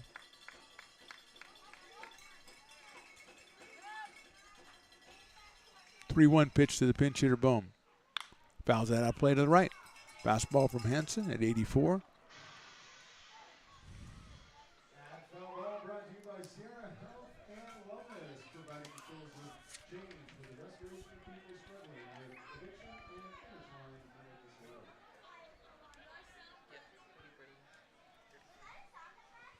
Three-two pitch, swung on and missed, and they tag him out at the plate. So Hansen gets his way through 8 innings of work. Great job by Gerald Hansen. We go to the bottom of the 8th. Potters trail 3-1.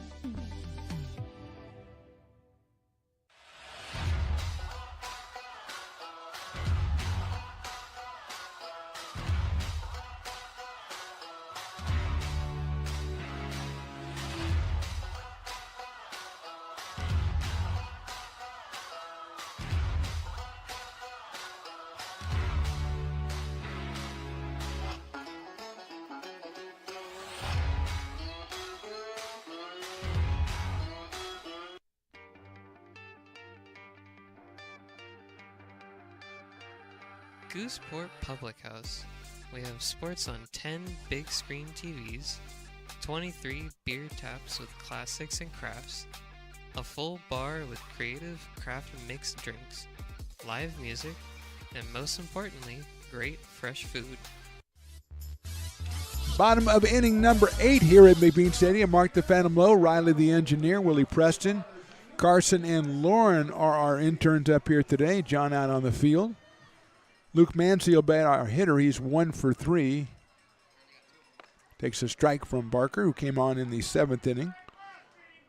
Gave up a walk and then was bailed out when Dylan lined into a double play to end the inning. Mansell singled in this 5th inning after a couple of groundouts to second base. Line drive up the middle into center field, base hit.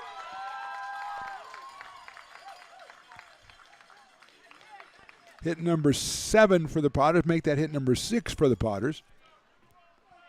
Mansell 2, Chamiso 2, and Gargett 2.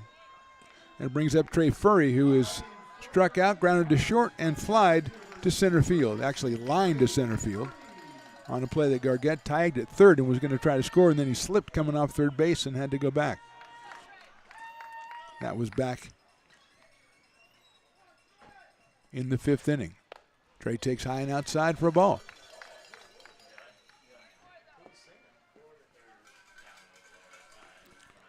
Will Lindbergh to follow Trey, and then Jason Hansen for the Potters. Mansell at first. Furry takes a strike, 1-1.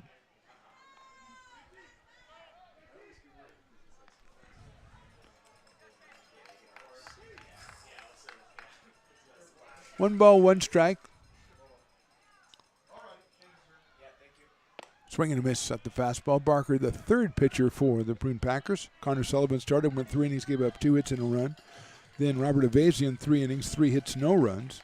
They've combined to strike out 6 Potters, 3 walks and 1 hit batter between them. And Barker pitched in the 7th inning and got a strikeout. Swings and misses for Furry, and he's got his second strikeout. And 1 out here in the 8th inning, and Will Lindberg will be the hitter. Another lefty against lefty matchup for the Potters. Will is walked, grounded to short, and grounded to first.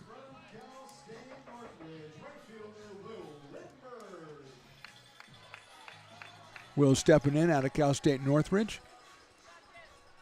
Hitting at .264 coming in tonight. Takes one right down the middle for a strike.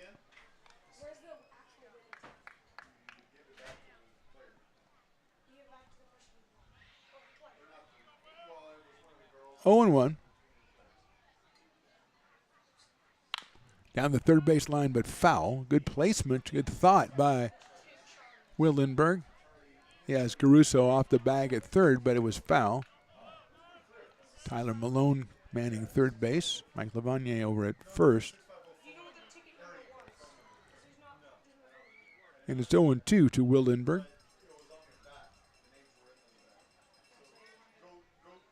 Fouled away on a fastball. 92 from Barker. So Will stays alive.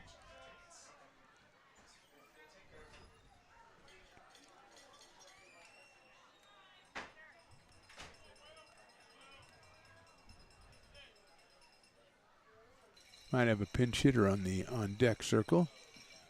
0-2. Line foul over by the Prune Packers dugout and got them all this. They were sitting in front of the dugout. They all bowed their heads. The ball went over. So it stays 0-2. So it is 25. It is Jason Hansen. Takes a high fastball, 1-0. Or 1-2.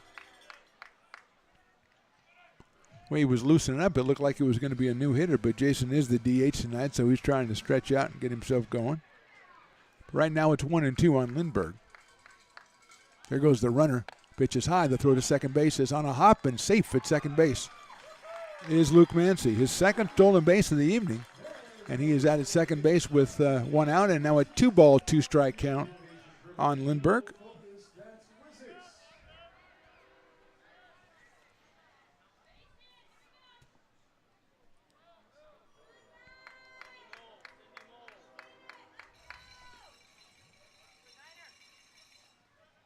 Swings and misses that slider. He's out on strikes. Third strikeout for Barker, second out of the inning, and Jason Hansen will be the hitter. The DH has flied to right and flied to center and walked. He's got a runner out on second base and 2 outs here in the 8th inning. Jason came in at .375 with 3 runs batted in limited duty, just joining the Potters a little while ago. Hit one deep to right field back in the 2nd inning. Takes that one inside corner for a strike. 87 from Barker. The slider for the strike, 0-1.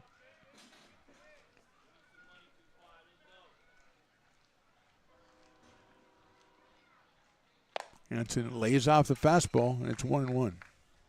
Up there at 92 from Blake Barker.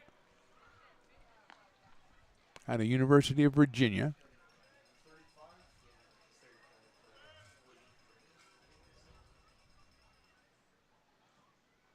Hansen hits it sharply right at Maloney at shortstop.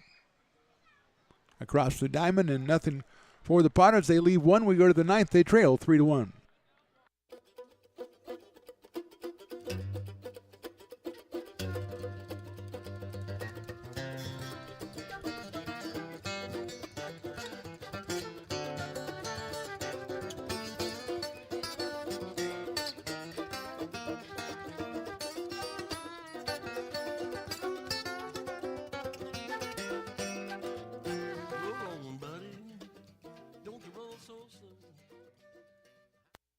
Being a laborer means everything.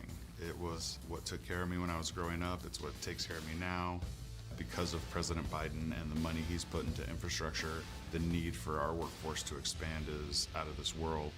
When our members are able to go to work on these big projects that are funded by Biden's economic investments, it means continued growth in their wages, in their pensions, in their health benefits. It means they're going to be able to take care of their families.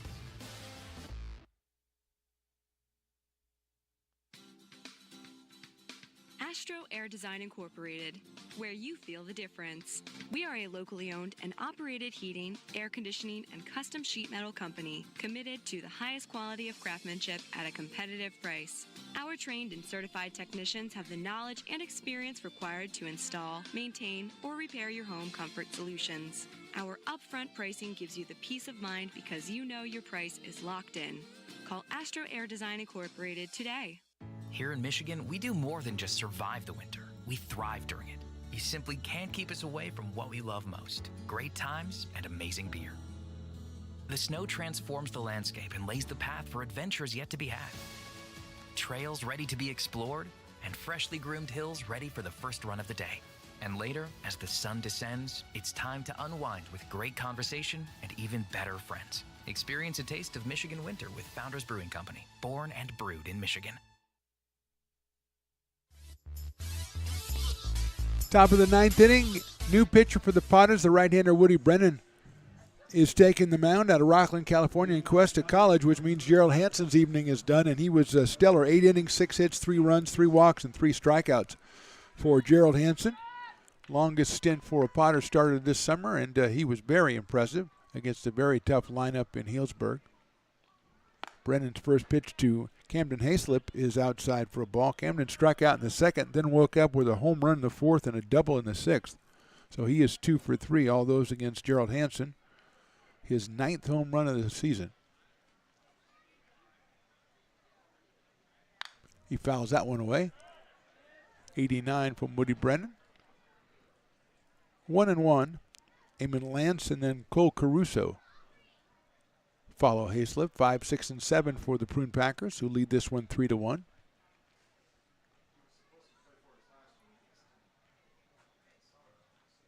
Breaking ball swung on and missed. 1-2, good late break right there.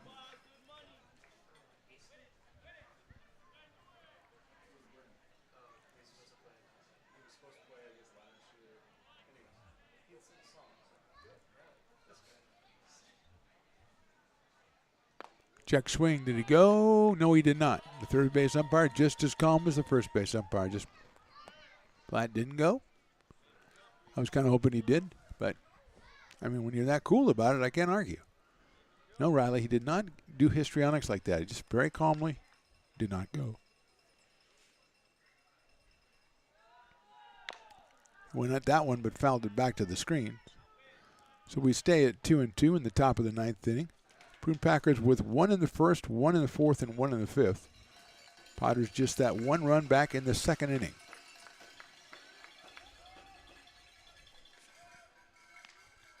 Both teams with 6 hits in this game. Outside from Brennan. Goes to 3-2 now.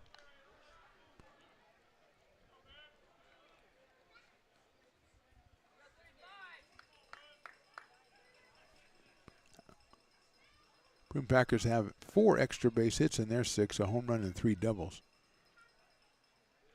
2 pitches high and outside. So Hayslip will go down to first base with the walk, and Eamon Lance is the batter. He's flied to left twice. He's flied to right. He's hit the ball well all 3 times, but 0 for 3 on the night. Does have a half dozen home runs and 26 runs batted in. He's out of Arizona State University. Eamon batting .286 coming in tonight. Takes a strike. Off speed from Woody Brennan.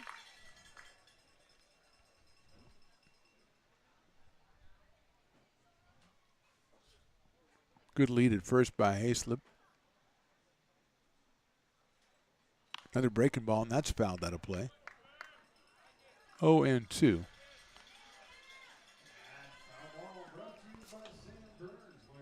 Potters with 7, 8, 9, Chamiso, Small, and Eaton when they come up here in the bottom of the ninth inning. But business to take care of here first in the top of the inning. Another good lead by Hayslip. Here's the 0-2. It's popped up.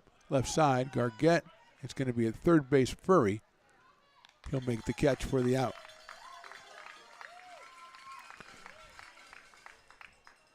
So one down. Cole Caruso. Walk, a single, and a ground out for Cole Caruso. He scored back in the 5th inning. Had a little dribbler down the third base line. He got on and then was doubled in by Robbie Hamchuk. Look out, that's inside for a ball. 1-0. Blake McDonald is next for Healdsburg. Trying to go 22-4 in league play and 34-5 overall. Chopped down to third. Big hop for Furry. He's going to go to second. 4-1. Throws it away into right field. Backed up out there by Lindbergh, so no one will advance.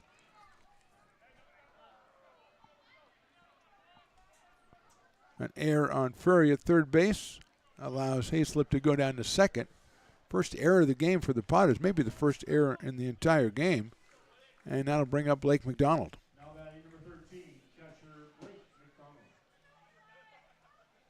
Probably was just going to get one, as that was a big chopper down to third.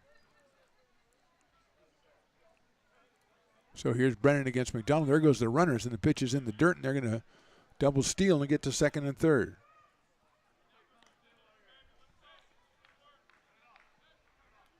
Potters are going to probably have to play the infield in now, down by 2, and this they're going to bring it in against McDonald, who's flied to right, popped out, and lined to center. All those against Hansen. Chops it foul over the dugout there. Down into the grassy knoll area down there, which is not well populated right now. There's a couple of guys, a couple of youngsters going out to get that foul ball. 1 ball, 1 strike on McDonald from Arizona, excuse me. I want to make that mistake. Reaches out and chops that one away. Foul down the first base line, so it's now 1-2. Jake Tatum on deck. He'll follow up McDonald.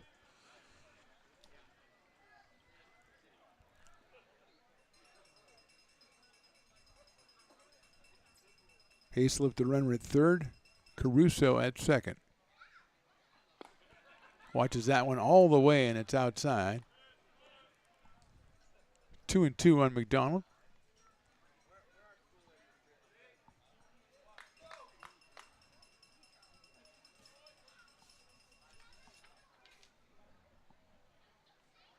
Line drive into left center field. Moving over is Dillon. Did he make the catch? It looked like he did, but a tag at third. Has a nice play in left field, but it's a sacrifice fly. Scoring is Hayslip, and it's now 4-1. Oh, he did not make the catch. Well, the runner on second went back. Pinch hitting for Healdsburg, number 3, Jonas Salk. So McDonald with a single.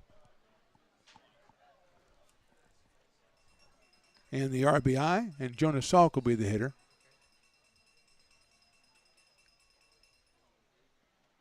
Breaking ball is inside for a ball. He comes on for Tatum, who will leave 0 for 3. Salk out of Portland University. Runners at first and second. McDonald picks up his 3rd RBI of the season. Swings and fouls that one away. Tommy Farmer is the on-deck hitter.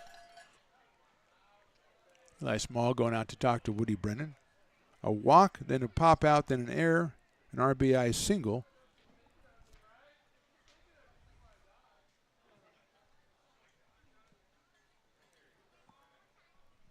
And a 1 ball, 1 strike count on Jonas Salk.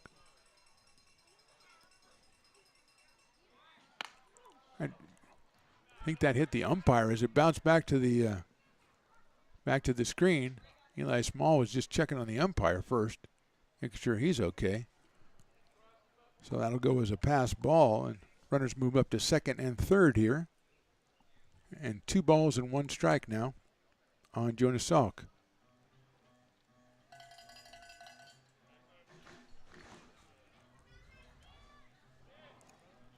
Caruso over at third, McDonald at second. One run in for the Prune Packers. They lead this one 4-1. Last we heard, Kings and Crabs were tied at 3 in the 9th inning. Another PEL play.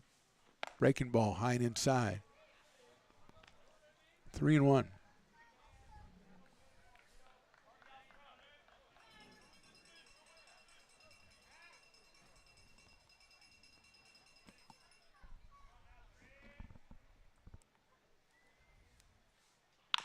Chopped out towards shortstop. Gargett has it, looks the runner's back, goes to first. Nice play by Caius. Salk is retired for 2 outs, but still runners at second and third as Tommy Farmer comes up to the plate. Tommy came on from Robbie Hamchuk back in the 5th inning when Robbie evidently hurt himself running out a double. So Farmer flied to center in the 8th inning. And he is up here, 186 on the season with 3 homers and 10 runs batted in. Check swing, and it goes outside for a ball. 1-0.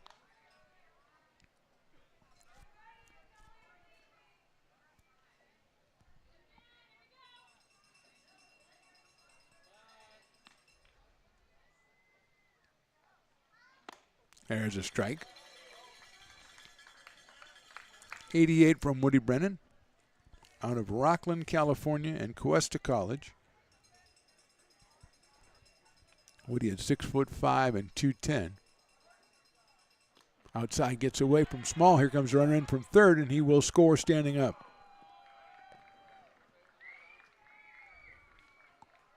So 2 insurance runs here in the 9th inning for the Prune Packers. They now lead at 5-1. Potters with a pretty flawless defensive first 8 innings. Kind of got us a little sloppy here in the 9th. And Prune Packers take advantage, as they often do, with 2 runs on just 1 hit. 2-1 now. Farmer takes a strike, 2-2. Umpire looked like he reluctantly called. He said, okay, it's a strike. 2-2.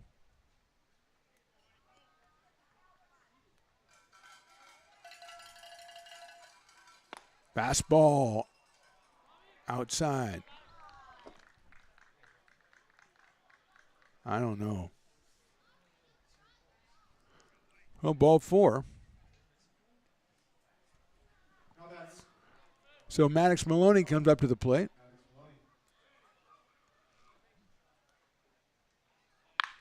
Line drive foul down the third base line into the bullpen area for Maloney, who singled, grounded to third, popped out, and doubled.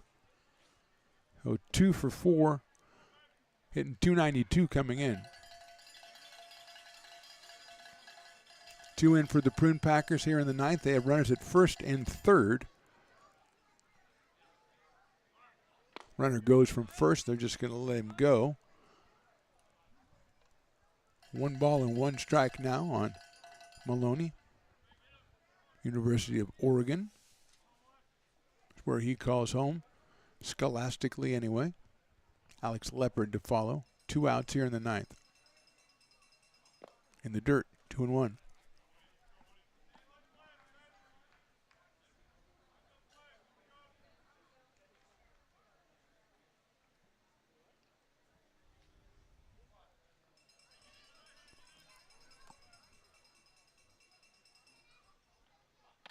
Fastball is high, 3-1.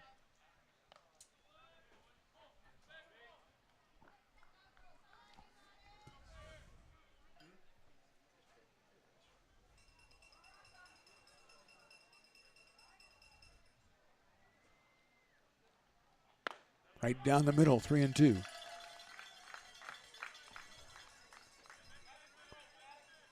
Full count on Maddox Maloney.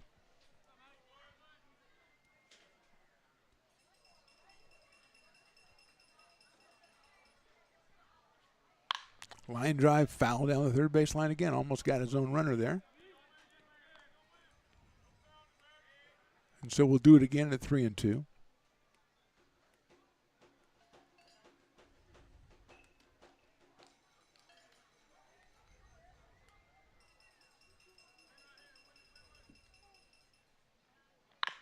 chopped down the third base line. That is also foul, and the bullpen protector down there is getting a lot of work, although I don't think there's anybody warming up. I think Barker will probably come out.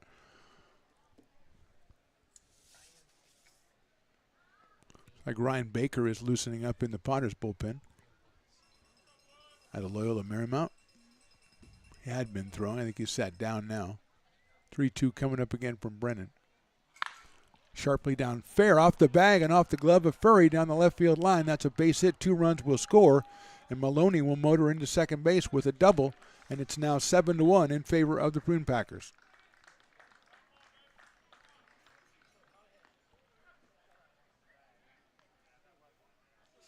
So Maloney picks up 2 RBIs. It was right on the line, then it hit the base, and off the glove of Furry after that.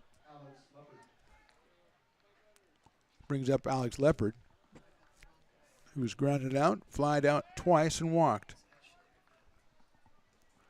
Jason Riviello gets up to start to loosen up for the Potters as Leopard hits the ball a line out into center field. Eaton on the run, reaches up, can't make the play. It'll go all the way out to the fence, and Leopard will motor into second base with a double, change places with Maloney, and score the 8th run of the night for the Prune Packers. Leopard picks up his 20th RBI.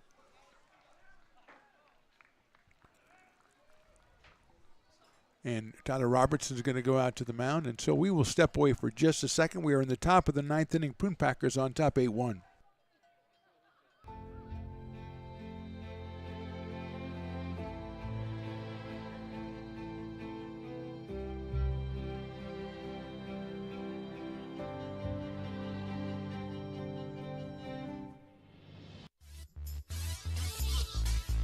Short chat on the mound from Tyler Robertson, Woody Brennan, and the like, and we will come back to Garrett Bohm,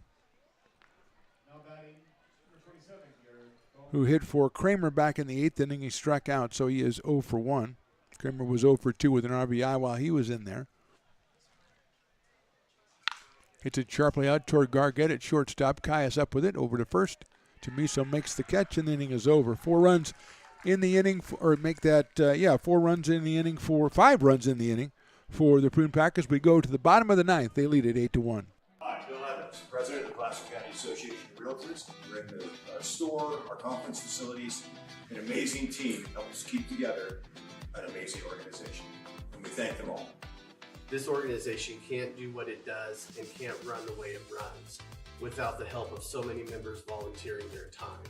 The success of the Placer County Association of Realtors is largely dependent on our active volunteer members to help our organization and industry. The work of our committees greatly impacts our ability to champion efforts across the board and giving back to the Placer County community wherever we can. Like all service organizations, I wanted to serve, and getting involved with the affiliate committee was the perfect way to do that. I love being able to serve my community with my business friends and other leaders and give back to those who are in need. The thing I love about the PCAR committees is they all work toward the same goal of bringing the community together to support those in need in our surrounding area. I instantly came to the meeting and had a wonderful time, felt like I was a part of something bigger, and it was just the start of my leadership journey. I'm Bill Spear, North Valley President of 5 Star Bank. In a time when business can feel so uncertain, we're here for you every step of the way. I know they have a lot of bells and whistles within their bank, but just the relationship piece here locally on the business side is huge for us. 5 Star treats us like we're number 1. They're right there with suggestions, with help. So I have to bank with people that have our mission in mind. Bottom of the 9th inning, Potters down 8-1 after the Prune Packers put 5 on the board in the top of the 9th. It'll be Zach Chamiso, Eli Small, and Cole Eaton against the new pitcher Alec Bellardis, the right-hander out of Arizona State University. Fouled off by Zach. Barker, 2 innings, 1 hit, 1 walk, and 3 strikeouts. Chamiso is doubled, singled, and grounded to second, so Zach is 2 for 3 on a day he commits to San Jose State. He takes that one outside.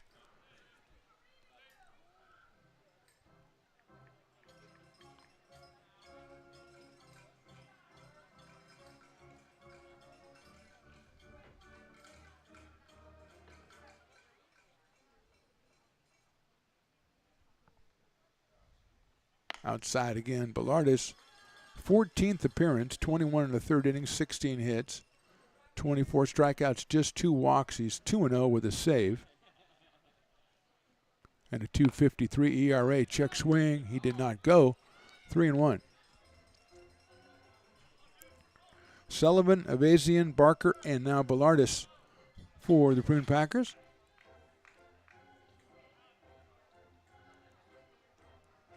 Like they make him take off a wristband or something.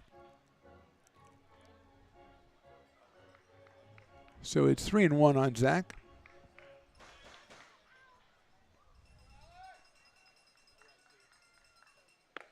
Fastball inside corner, 3-2.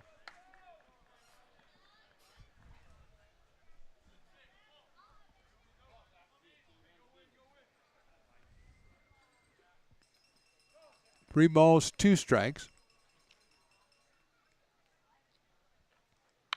Chamiso lines it down the third base line. That's a fair ball inside the line. He'll round first and head for second, and Chamiso's going to have himself a double and a 3-hit ball game, and he's at second base with nobody out here in the 9th.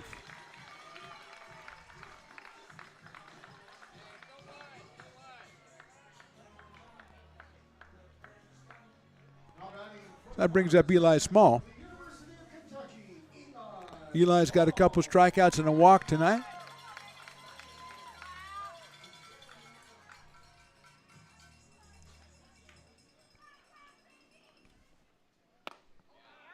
Swings and misses at that one. Potters picked up their 7th hit of the night. Just 3 players, Chamiso, Gargett, and Mancy. Fastball outside at 93 from Bilardis.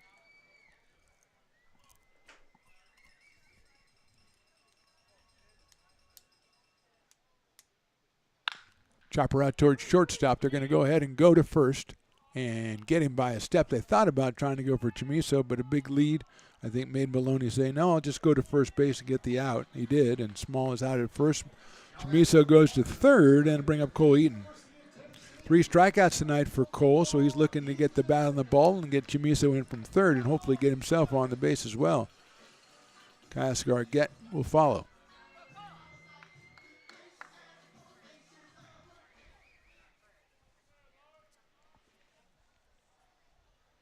Breaking ball, beauty in there for a strike, 0-1.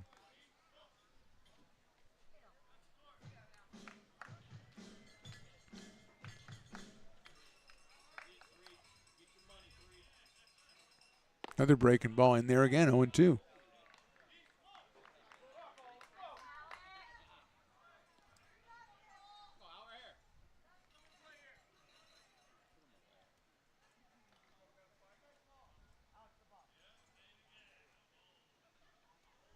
Time is called. We'll go again 0-2 on Cole Eaton.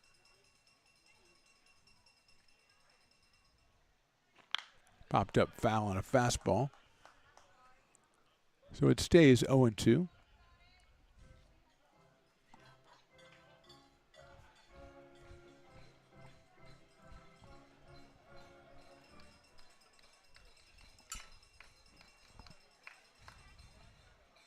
Breaking ball, call, strike 3.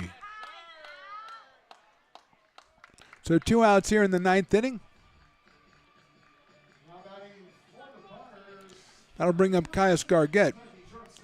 Singled, struck out, doubled, and walked for Caius, so he is 2 for 3 in this one. Comes up here with Chamiso at third, but 2 outs here in the 9th, and the Potters facing a pretty steep hill to climb, an 8-1 deficit.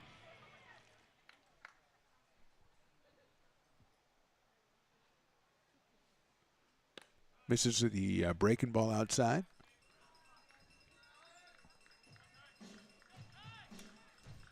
Caius came in at .462. A single and a double tonight. Chamiso with third. Umpire doesn't call time. He just kind of just waves off the pitcher. Says, come on.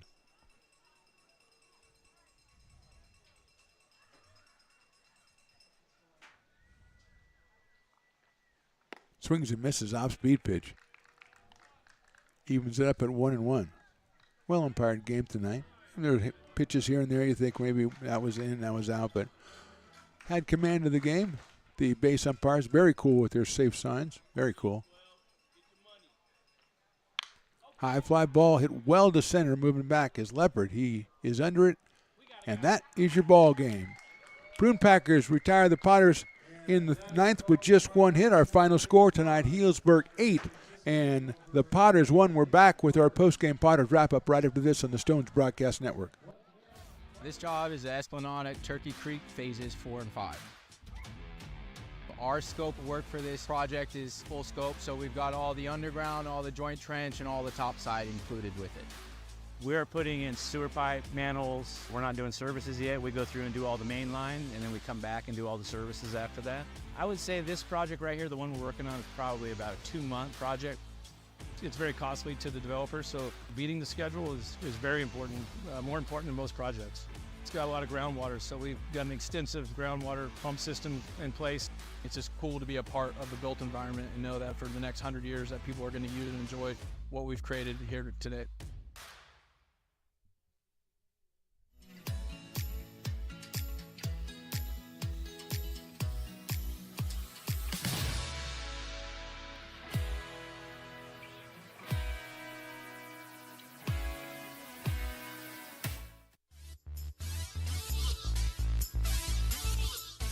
Welcome back to your Potters postgame, brought to you by Friends of McBean. Currently raising money to try to get us a new scoreboard out here. I wish it would say a new score out there, but you can scan the QR code that Riley, the engineer, has put on your screen and go ahead and donate, get more information on this crusade by the Friends of McBean to get us a new scoreboard. Potters losing this one 8-1. Credit goes out to the Prune Packers, especially their pitching staff. Sullivan, Avazian, Barker, and Ballardis. 9 innings pitched, just 7 hits allowed, 1 run. They walked 4, hit 1, and struck out 10. So that was a very, very good performance by the Prune Packers. They had single runs in the first, 4th, and 5th, and then piled on with 5 in the 9th. And a special shout out to Gerald Hansen, the left-hander out of Roseville, who went 8 innings for the Potters tonight against a very tough hitting lineup. 6 hits, 3 runs. He walked 3, and he struck out 3. So the Potters lose this one 8-1. They'll go back at it tomorrow against the Prune Packers. It'll be in Healdsburg. 6 p.m. is the first pitch. Then on Friday, we're back here against the Solano Mudcats, 6:35 for Fan Appreciation Night. And Saturday, it is Star Wars night, and it is fireworks night. A lot going on. 6:05 the first pitch, and the Potters wind up the summer season on the road against the Solano Mudcats. So again, our final tonight here from McBean Stadium. The Prune Packers win the first of this 2-game midweek mini-series by a score of 8-1. For Mark the Phantom Lowe, for Riley the engineer, Willie Preston, the best in the business, Carson Morton, and for Lauren over there who did a great job, we say thank you for watching. We'll talk to you next time.